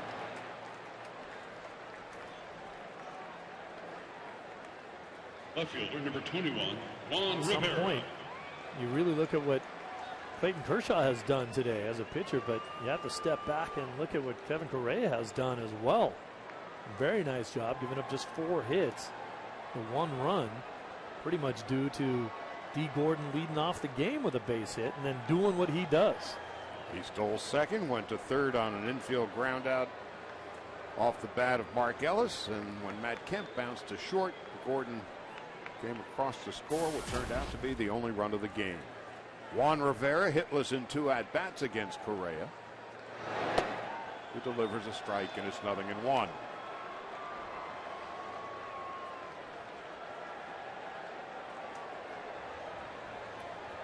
Correa keeping with the recent trend for him anyway of pitching so much better on the road than he pitches at home. 1 ball, 1 strike. Won 11 games at the All-Star break. Went to the All-Star game last year, did Correa. But would win only 1 more game the second half of the season, as he had oblique issues toward the end. Here's the 1-1. Rivera fouls it off to the right. And it's 1 ball and 2 strikes.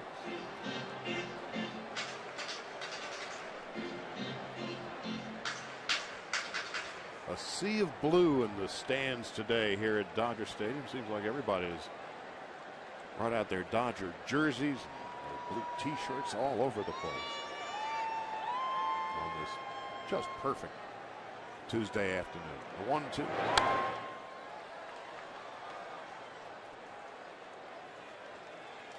Well, Juan Rivera throughout his career, number one, he's always been a tremendous second half player. Sometimes he gets off to a little bit of a slow start. Number two, he's a great mistake ball hitter. You get him into a count like this and you try to spin one up there or throw one off the plate, and you don't get it in the location you want it, it can do some serious damage on you in 1 swing of the bat. 2 balls and 2 strikes. There are times where you can get him to chase that pitch right there, slider down and away, but if he gets locked in and then you make a mistake, look out. The Dodgers were 14 games under 500 last year on the 7th of July.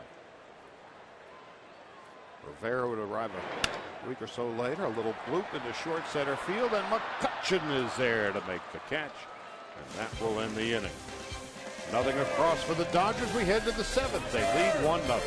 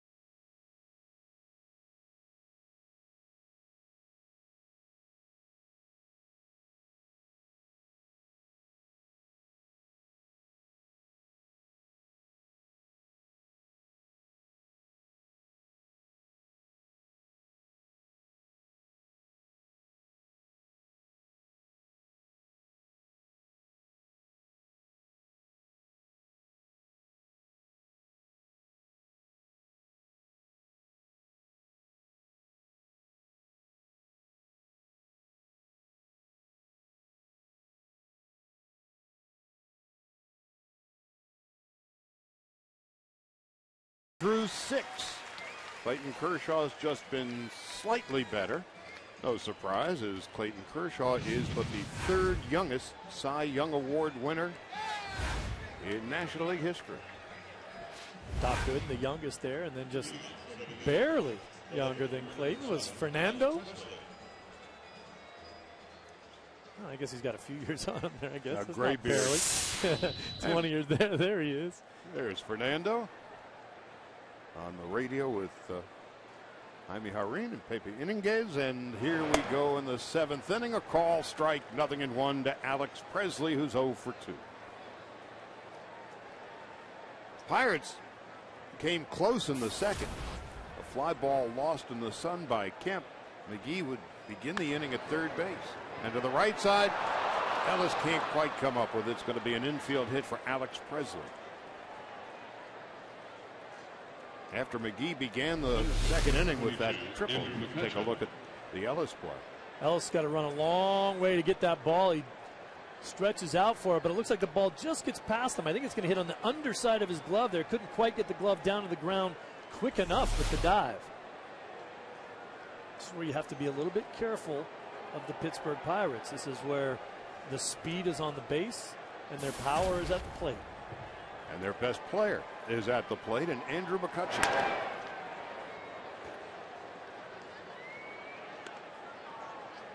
Among all the center fielders in the National League, of course, Matt Kemp led the league with 126 runs batted in last year. Andrew McCutchen was 2nd with 89 runs batted in. The 23 homers to go with it.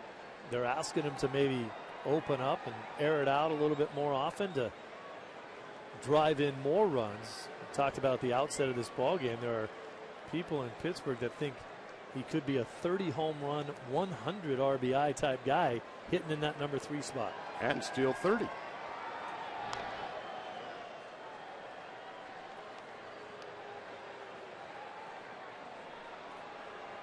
So McCutchen, who signed a 5-year extension with the Pirates, 4 for 13 so far this season. Well, the Pirates have 2 on and nobody out here in the 7th inning. Back-to-back hits for Presley and McCutchen. Batting next, 3rd baseman, number 14, Casey McGee.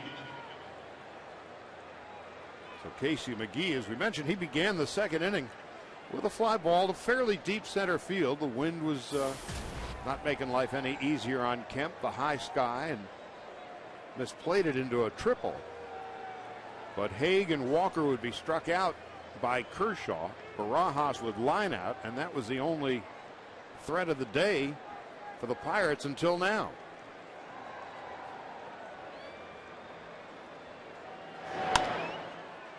Blooped, just foul.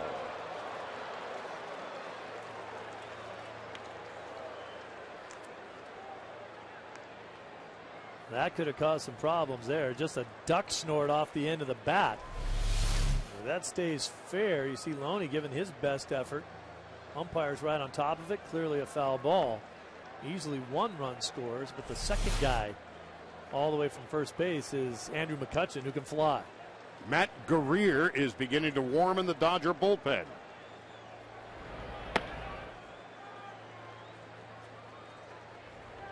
Kershaw at 80 pitches.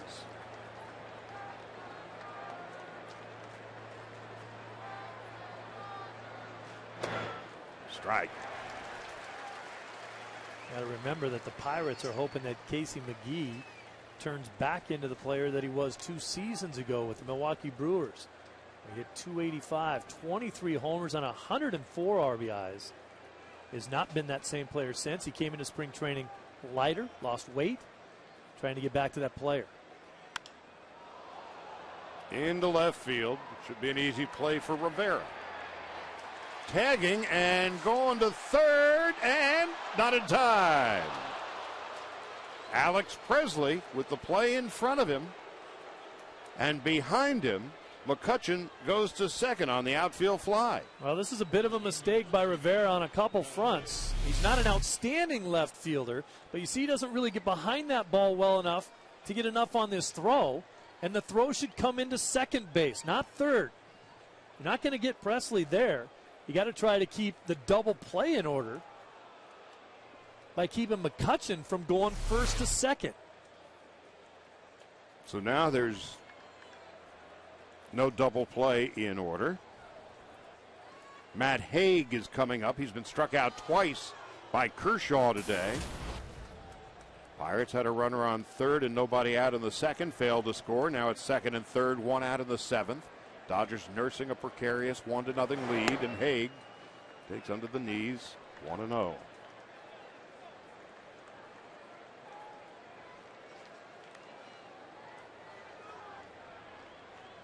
Kind of what we talked about with McCutchen and Presley. They're going to take every opportunity they can to run or move up a base.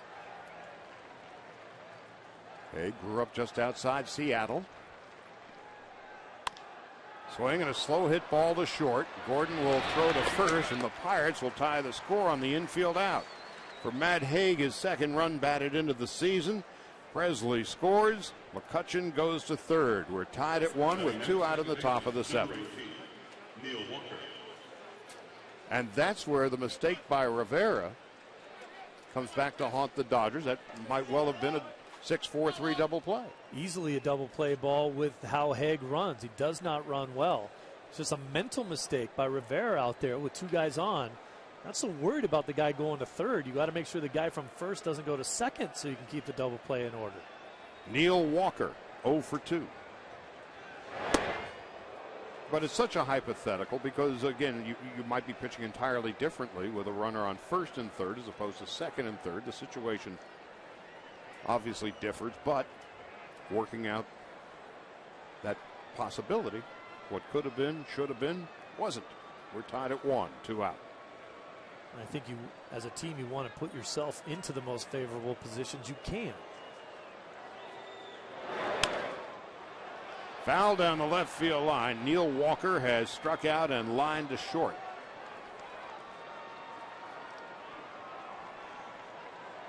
Rod Barajas is on deck. The Dodgers in the bottom of the 7th have Loney, Uribe, and A.J. Ellis coming up. And if anybody gets aboard, then Clayton Kershaw. Guerrier's been warming in the Dodger pen. Grounded foul past third base coach Nick Leyva. Now the count's 1-2. Kershaw has struck out 7 today. He hasn't walked anybody. Has given up a run and 4 base hits. And the Dodger offense has been quiet against Kevin Correa. East side, 1 run, 4 base hits.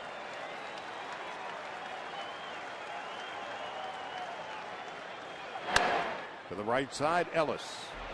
Sure fielding second baseman. Throws out Walker, and that ends the inning. 1 run, 2 hits, and 1 left.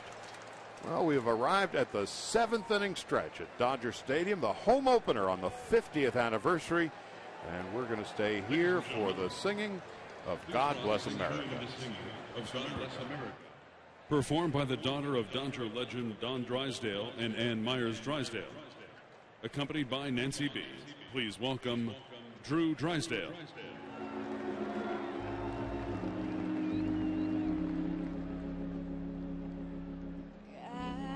God bless America,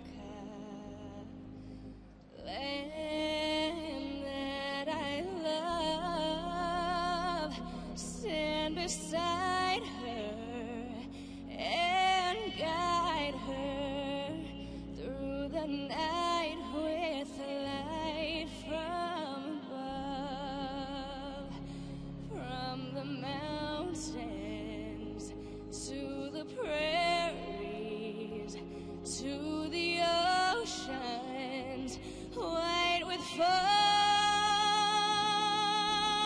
God bless America, my home, sweet home. God bless America, my home, sweet home.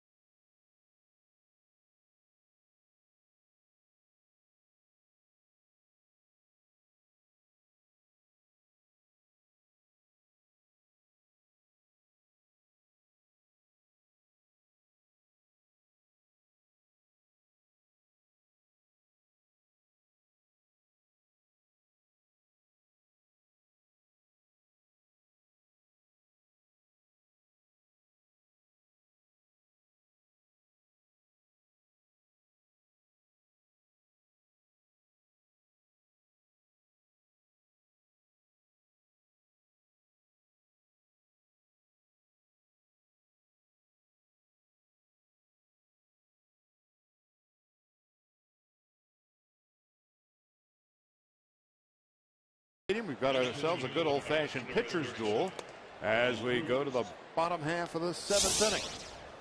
The only RBI of the day, the 9th consecutive game dating back to last year. Matt Kemp drove in D. Gordon in the 1st inning on an infield out. The Pirates would tie the game with an infield out of their own in the 7th. And so the Pirates make a pitching change. Kevin Correa was just terrific today.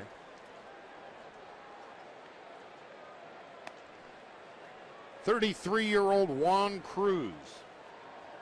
Juan Cruz, very much like Jamie Wright of the Dodgers, made this team as a non-roster invitee. That's hard to do. Jamie Wright has done it for 7 straight seasons, which is just incredible. Juan Cruz comes on. He's not on the roster. He makes the club. Has some amazing numbers. He's already got a win. He got the win Saturday night in relief for the Pittsburgh Pirates. Since 2007, the guy is 19-5 as a reliever. That's second best winning percentage in the major leagues as far as relief pitchers are concerned, and he didn't even have a job when this season began. Broke in with the Cubs in 2001, then on to Atlanta and Oakland. 3 seasons with the Diamondbacks, then Kansas City and Tampa. James Loney leads off. That is the ball outside. 1 ball and no strikes. Dodgers going to have to hustle to try to find a way to score a run. Get the lead again for Clayton Kershaw if he's looking to pick up his first victory of the season. Kershaw due to hit 4th here in the 7th. And Loney with a fly ball into center field. Drifting toward left center is McCutchen. 1 out, nobody on in the 7th. Aerial coverage provided by Goodyear. Everything Goodyear has learned, making tires that go the distance, inspires what they roll into yours. Goodyear, more driven. Charlie Steiner and Steve Lyons filling in for Vin Scully. Vin is home with just a brutal cold. Get well soon, Vin. Juan Uribe has 2 of the 4 Dodger base hits today. A couple of singles into center. And Cruz delivers a strike. It's 0-1.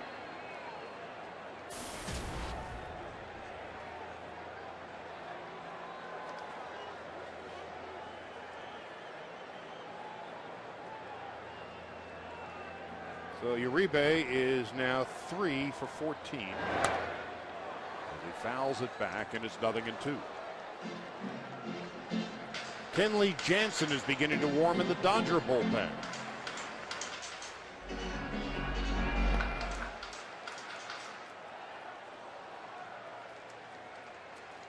Dodgers have not lost a season series to the Pirates in 11 years. 6-2 against Pittsburgh last year. Slowly hit. McGee's not going to make the play, and Uribe is 3 for 3.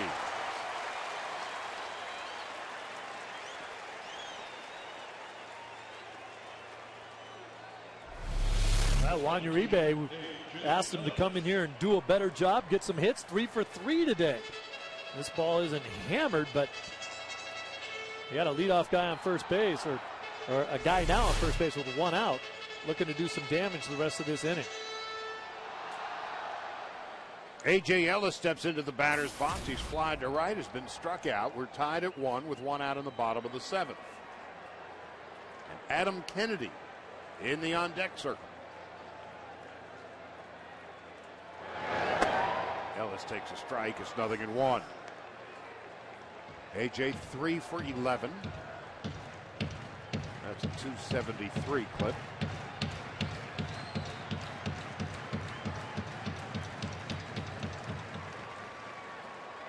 So barring a double play here, we have seen the last of Clayton Kershaw today, it seems. As Ellis takes a strike, 0-2. Adam Kennedy on deck. Kenley Jansen warming in the bullpen.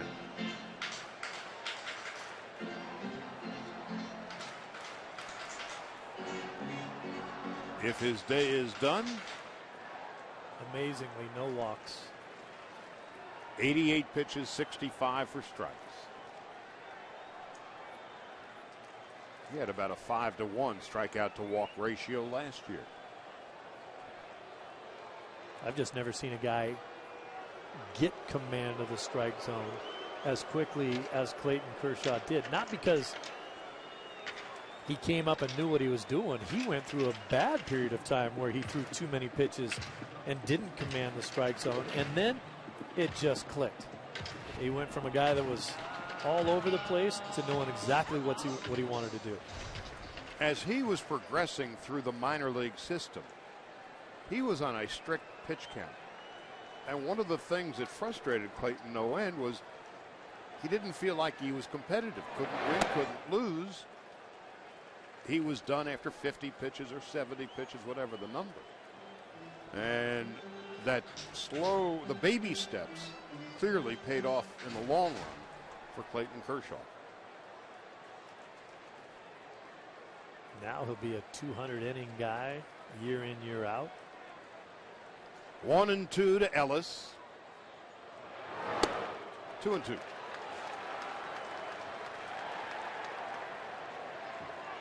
Big at bat for Mark Ellis here. We've talked about the fact that a few times today he's been able to come up.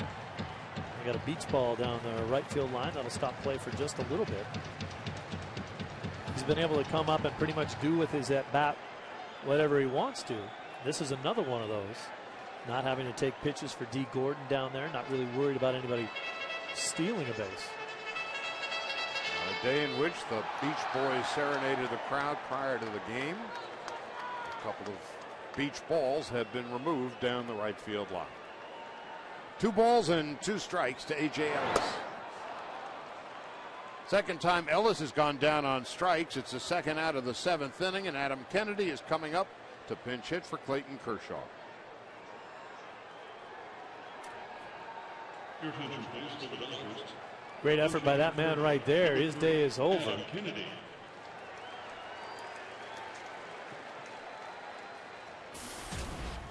Sense of urgency now here in the 7th inning for the Dodger offense to get something going. Adam Kennedy, born in Riverside, lives down in Corona Del Mar, now 35 in his 13th big league season. Came up with the Cardinals, of course, had his best years in Anaheim. Ball under the D's, 1 ball, no strikes. And he is at the point of his career, Steve, where instead of being the everyday player that he was for so many years, he is now a utility guy, and he's warming to that role, especially coming home to Southern California.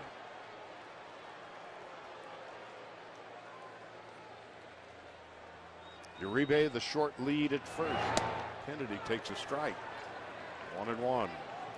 D. Gordon hoping to get a crack at it here in the bottom of the 7th in this 1-1 game.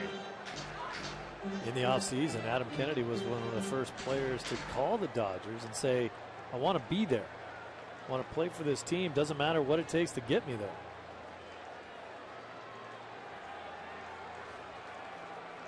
The 1-1. To the right side. Base hit. Uribe will go to third. Well, if you need a working definition of a seeing eye single, that would be it. Adam Kennedy will take 100 of those coming off the bench. He's loving that. Juan Uribe took a funny little turn around second base. Wasn't exactly sure where the ball was, but because it was just squirting through the infield, it's barely bending the grass on the way to the outfield. Uribe had the opportunity to stop, look around, see where the play was, and then move on to third base. If Walker's able to knock the ball down, then Uribe, even with 2 out, would have had to stay at second base. But it squeegeed its way through to the right side, and now Gordon, who had the game-winning hit in the 11th inning on Saturday night in San Diego, comes up with first and third and 2 out. You know, a bunt base hit here, and Uribe can come in and score. Clayton Kershaw still is the pitcher of record in this inning. If the Dodgers score a run, he would have the opportunity to win this game if the Dodgers hold on. Inside, 1 ball, no strikes.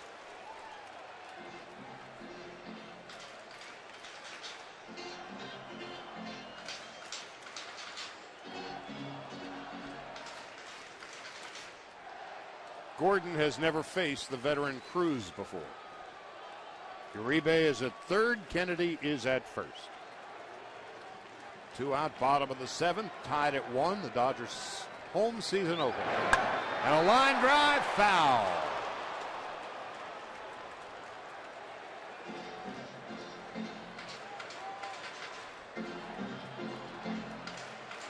Evan Meek is warming now in the Pirate bullpen.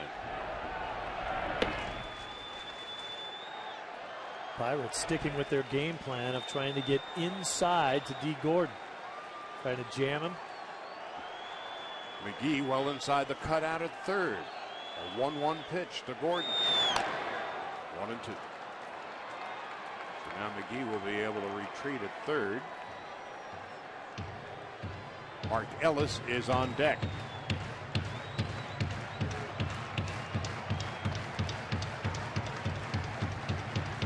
Rod Barajas, who grew up a Dodger fan.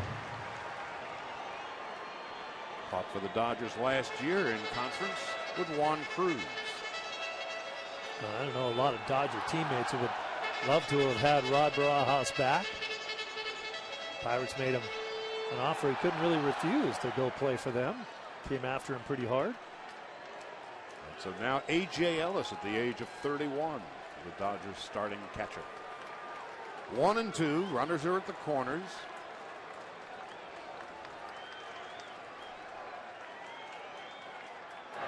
Breaking ball, call strike 3. It was a beauty. No runs, 2 hits, 2 left. We go to the 8th, tied at 1.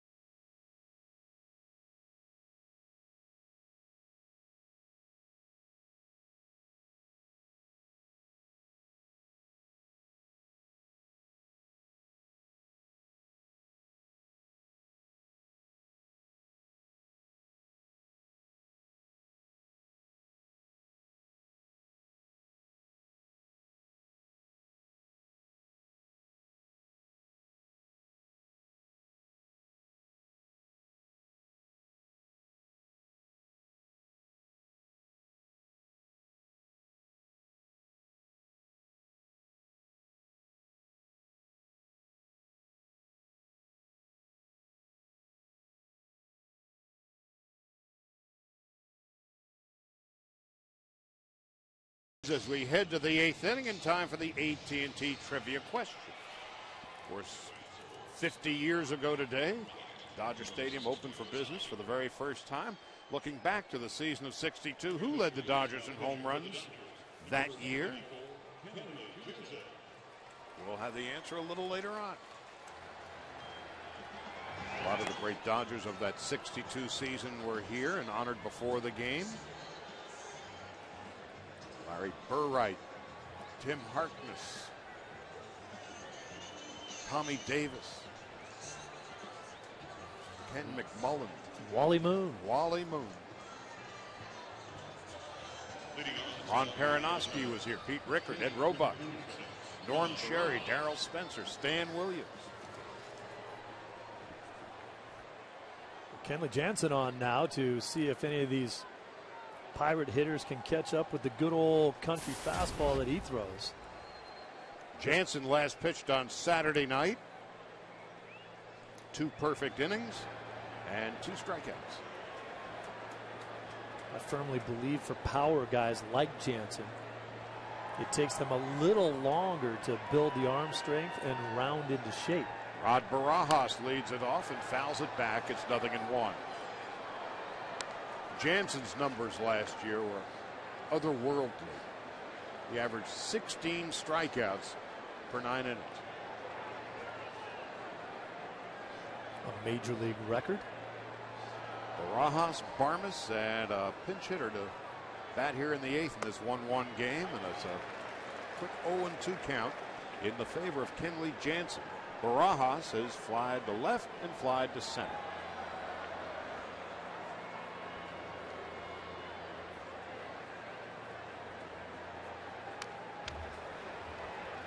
One thing about Rod Barajas, he does not get cheated on his swings.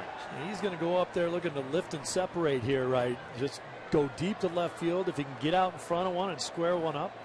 Obviously, Kenley provides all the power. He's just so tough to square up a pitch. But if you do, it'll go a long ways.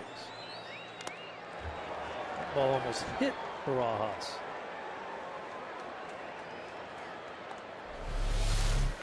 Watch this ball up and in, and Barajas is swinging at it.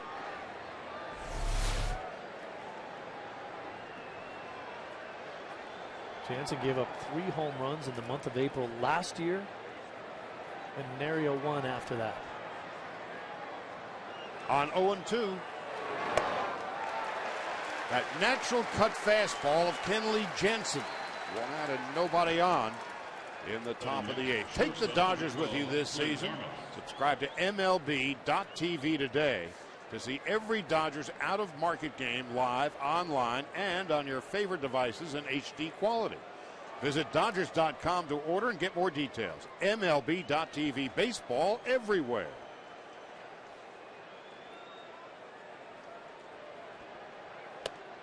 Now Clint Barmas, who is 0 for 2, and Nate McLouth is in the on-deck circle to pinch hit for Juan Cruz, who pitched the 7th, gave up a couple of hits and struck out 2. And Kenley Jansen, who gave up that home run to Cameron Maybin the other night. That was on Friday night. That was a classic example of what we're talking about. If you square them up, it's going to go a long way. 445 feet. 0-2. The Dodgers are following the exact blueprint that they want to. They want to make major league games. They want to turn them into little league games where they're only 7 innings long. You can get to the 7th with a lead, and go to Jansen and Guerra, and it's all over.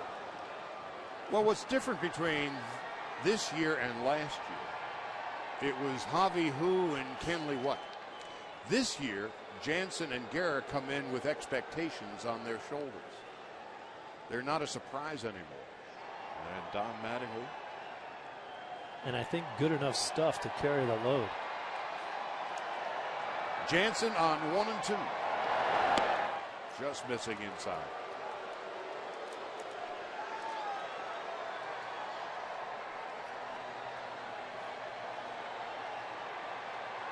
But 2 terrific arms at the back end of the Dodger pen. The 2-2. Well, 2 batters faced, 2 strikeouts, 2 out, nobody on. Nate McLouth has just been called back. Just so unfair. You see Jansen, as you talked about, just the natural cut right there. He forces you as a hitter to do everything much more quickly than you want to. And that generally makes you make mistakes. The power hitting Garrett Jones.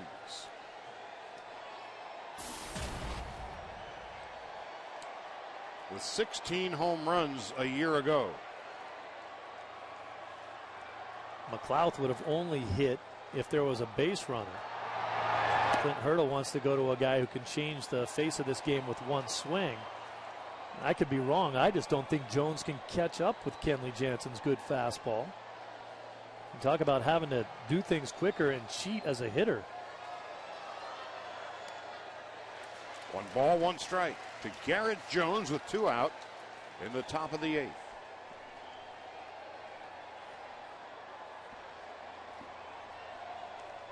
Garrett Jones hit 2 home runs against the Dodgers on opening day a couple seasons ago.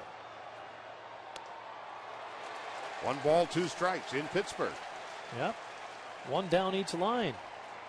Down the left field foul line and pulled one into right.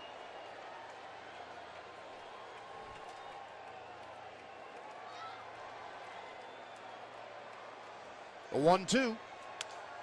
Slowly hit to second base. Ellis will throw out Jones, and Jansen is perfect in the 8th. In the bottom of the 8th, the Dodgers have Mark Ellis, Matt Kemp, and Andre Ethier coming up, and we're all tied at 1. Kenley Jansen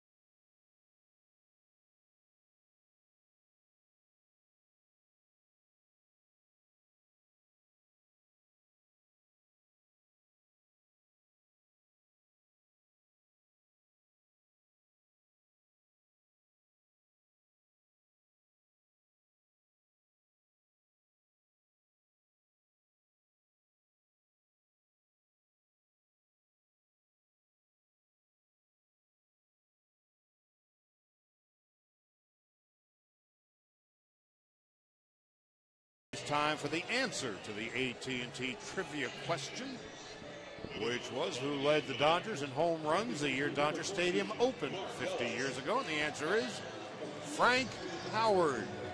Tommy Davis merely led the league in average RBIs and hits, but Hondo with 31. Frank Howard. What a great guy. Oh, and was a terrific basketball player at Ohio State. Gentle giant. Mark Ellis leads it off and takes a strike. It's 0-1. Ellis is 0 for 3. New pitcher for the Pirates, Jason Grilli.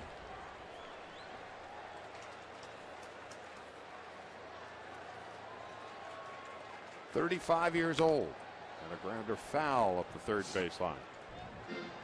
Grilli came up in the Giant organization, then it was on to the Marlins and the White Sox and the Tigers and the Rockies. And now in his second season with the Pittsburgh Pirates. Had an ERA of 2.48 with the Pirates last year, which is outstanding. Second generation big leaguer. His father also played. This guy is about as pleasant a man as you'll ever bump into when you get a chance to talk to him. He was on that Tiger team that went to the World Series. And talk about a kid in a candy store.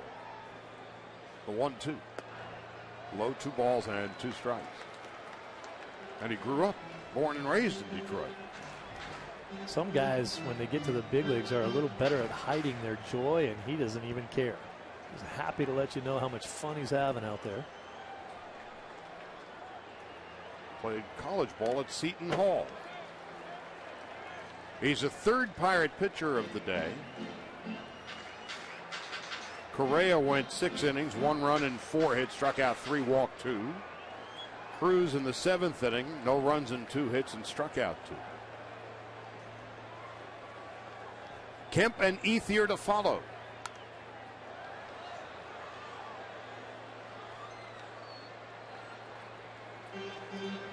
Ellis has yet to get the ball out of the infield, but in his first at-bat, a terrific at-bat. Gordon began the game with a single to right and stole second, went to third as Ellis grounded to the right side. Matt Kemp would drive in the only Dodger run of the game with an infield out. Ellis takes call, strike 3. I think Ellis kept waiting for Grilli to try to do something different. And Grilli just kept coming right at him with hard stuff. And that looked like a fastball to me, too, that just kind of froze Mark, and he wasn't able to pull the trigger on it. Maybe looking for something off speed.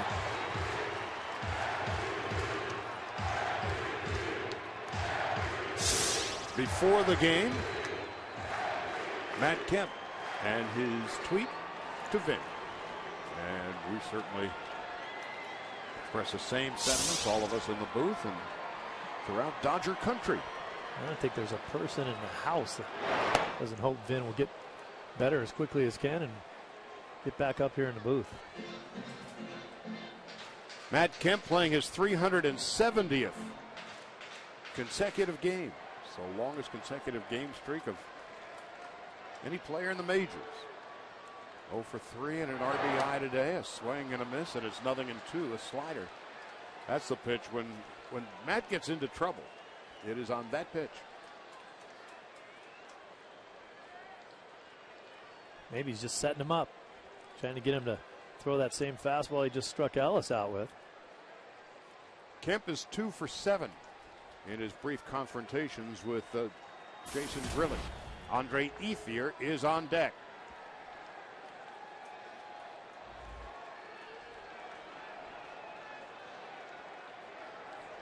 One run, 4 hits for the Pirates, a run, 6 hits for the Dodgers, and Kemp has been struck out on the slider.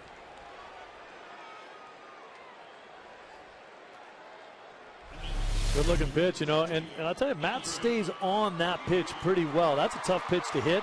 It's probably not a strike. It is the pitch that you and I have talked about can get him in trouble if he starts chasing that thing down and away. But I don't remember, that's pretty much the same pitch that he hit over the dead center field wall in San Diego the other day, too.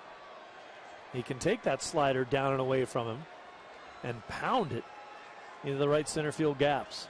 Andre Ethier on his 30th birthday today is 1 for 3, and he takes a ball inside and low. 1 ball, no strikes.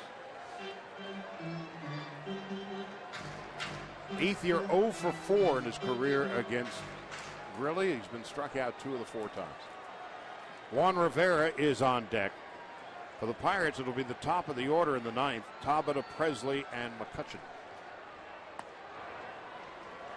Javi Guerra continues to warm in the Dodger bullpen. 2 balls and no strikes to Ethier. Stroked his first single of the season in the 4th. He's got a home run, 2 doubles, and a triple as well. The 2-0. Taking all the way. Strike 2 and 1. You got to think you're going to see Guerra in the 9th inning. It's not a save situation because of the tie score. It's a win situation if the Dodgers can find a way to get back into the dugout and score a run in the 9th. The 2-1 to Ethier. There it is. To right field. Back at the wall. Andre Ethier, and the Dodgers take a 2-1 lead. Ethier's second home run of the year and his 9th run batted in.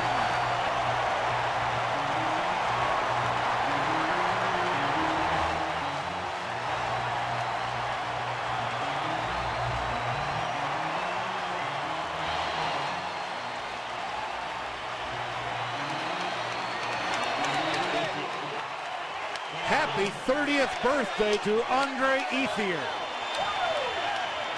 Really was doing a great job on all the other hitters, but we talked about it earlier.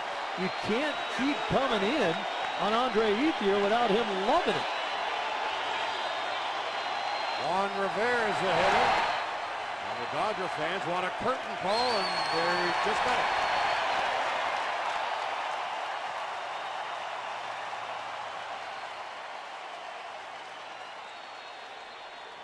So the Dodgers take a 2-1 lead. And Rivera fouls it off to the right. There's not much to not like about this swing. A cutter coming right into his wheelhouse right there. He waited long enough to let the ball break. Gets that front foot down. You see the torque on that front knee, no problem. The beautiful follow through, and that ball is launched.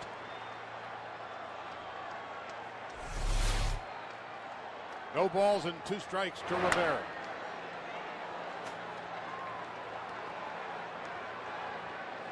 Andre Ethier. Now 6 hits on the season, 2 home runs, 2 doubles, a triple, and 1 measly single. And on his 30th birthday and Dodger Stadium's 50th birthday, the Dodgers have a 2-1 lead with 2 out in the bottom of the 8th. To second base, Neil Walker will throw out Rivera, and that will end the inning. Juan Rivera grounds out. Andre Ethier's given the Dodgers a 2-1 lead.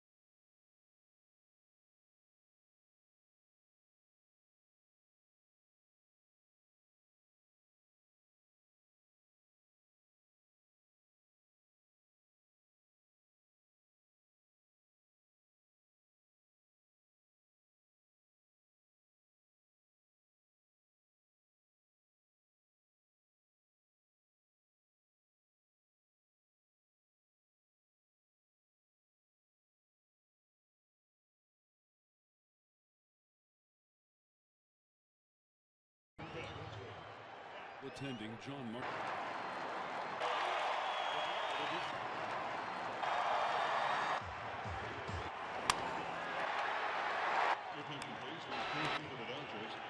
Now entering the game in left field, batting ninth, number 10, Tony Gwynn.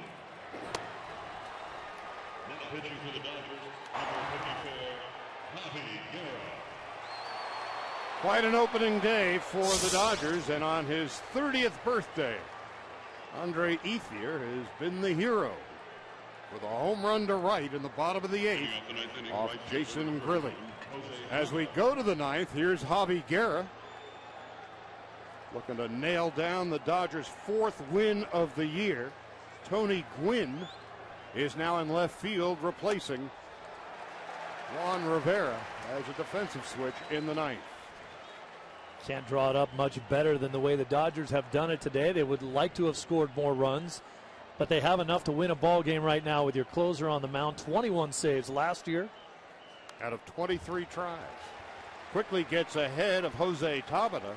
And it's 0-2. It's going to be Tabata, Presley, and McCutchen in front of a sold-out house of 56,000 on opening day. So Ethier off to the great start. Kemp is off to the great start. And Guerra on 0-2 misses just outside and low. 1-2 to Jose Tabata. 0 for 3 today. Has bounced to second base and flied to right.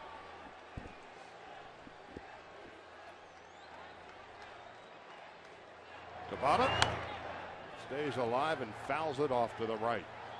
Charlie, one of the things you don't see often from a closer these days is a good overhand curveball. Guys either power you to death with their fastball, throw a lot of hard sliders down and away. Javi surprises hitters up there with the sharpness of the overhand breaking ball that he uses. The 1-2 on the way.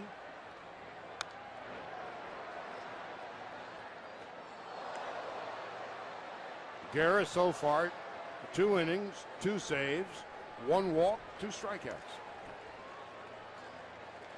Oh, and by the way, 96 on that fastball.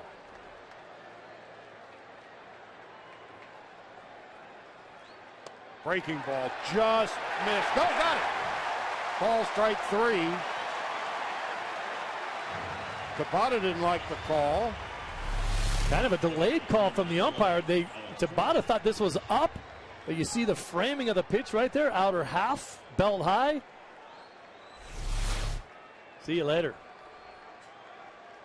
Brian Knight, home plate umpire with the delay call.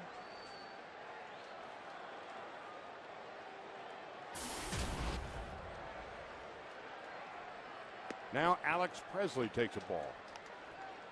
Well, when Tabata fell behind 0-2. He was the 11th Pirate hitter facing an 0-2 count today.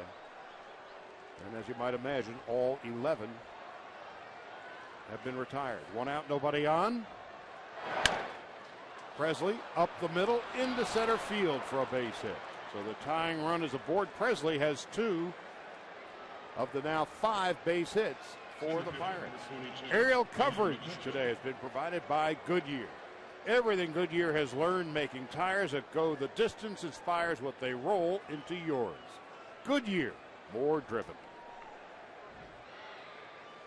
Good time for a conversation right there with Uribe coming in to talk to Javi Guerra. Presley was the guy that you really didn't want on base in this situation because now McCutchen gets a hold of one. You're talking about a 1-run deficit and not just a tie game. The Pirates have 2 wins this year in their first 3 games, and they have come in their last at-bat. Walk-offs, both of them.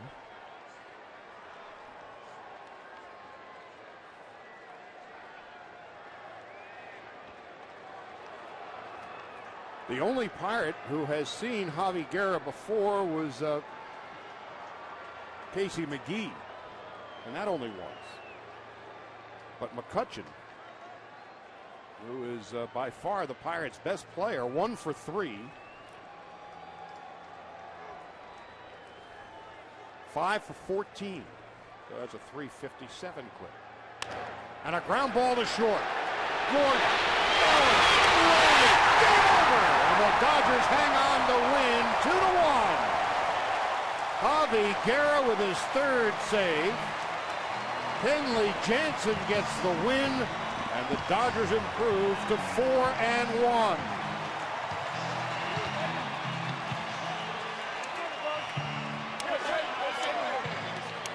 For the Dodgers, 2 runs, 7 hits, no errors. The Pirates, 1 run, 5 hits, and no errors. So the Dodgers on the 50th anniversary of the opening of Dodger Stadium, a good old-fashioned pitcher's duel. How altogether fitting and proper is that? And the RBIs knocked in for the Dodgers today by Kemp in the first inning and Ethier's home run in the bottom half of the 8th. So the Dodgers improved their record to 4-1. They will have at it with the Pirates tomorrow night at 7:10 here on Prime. Eric Bedard and Chad Billingsley. Thursday, Jeff Karstens and Chris Capuano. But right now, we're going to go downstairs and celebrate Andre Isier's 30th birthday with Jim Watson. Waddy? Thank you, Charlie. Yeah, it's the 50th anniversary of Dodger Stadium. It's the 30th anniversary of the birth of Andre Ethier. Let's talk about the home run. It looked like a cutter, looked like it was inside, and it looked like you were pretty patient with it. I was pretty patient. I'll correct you on one thing. It was a breaking ball. Breaking ball kind of down and in, and that 2-0 pitch was a pretty good pitch for me to drive and kind of let it go by. And like I said, I stayed patient. I waited for the right pitch to hit and threw me a breaking ball down and in and just happened to put a good swing on it and get enough backspin and get up out of here. That's right. You always have your game face on. After you came back and touched the plate and you were walking over, you and Mattingly looked at each other. He said something to you and you started laughing. What did he say? I just had a baby happy birthday, and I mean, it's an unbelievable day. Get a chance to have your birthday with 56,000 of some of your best and I guess closest friends. Dodger fans here is something unbelievable, and I guess to celebrate on top of having the 50th anniversary of Dodger Stadium, is even more special. And I really didn't realize my birthday was in court. I guess however you say it, with the anniversary of Dodger Stadium. It's a pretty neat deal and pretty special day. And on top of it, Kershaw pitched a great game for us. We didn't do enough to have him get the win. He definitely deserves that win, but definitely bounced back from last outing. He was a little sick, and I wish we would put up that offense we did from that that first game there of the year. How are you going to celebrate tonight? Go home, quiet night with the family?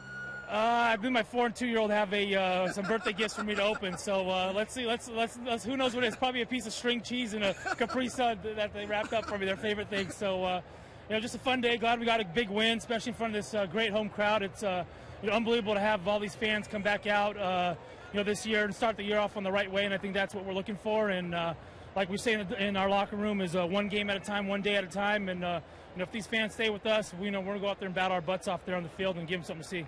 Awesome, brother. Perfect way to celebrate your birthday. Opening day, as you said, with 56,000. Yeah, thanks a lot. Appreciate it, guys. Awesome. Andre Ethier with the home run. He, of course, leads the team in home runs and RBIs, and the Dodgers now are 4-1 on the season. We're going to come back. We're going to go inside, talk to Mattingly, go out to center field. Dodgers Live starts right now. The Dodgers win their 5th straight home opener on the 50th anniversary of Dodger Stadium.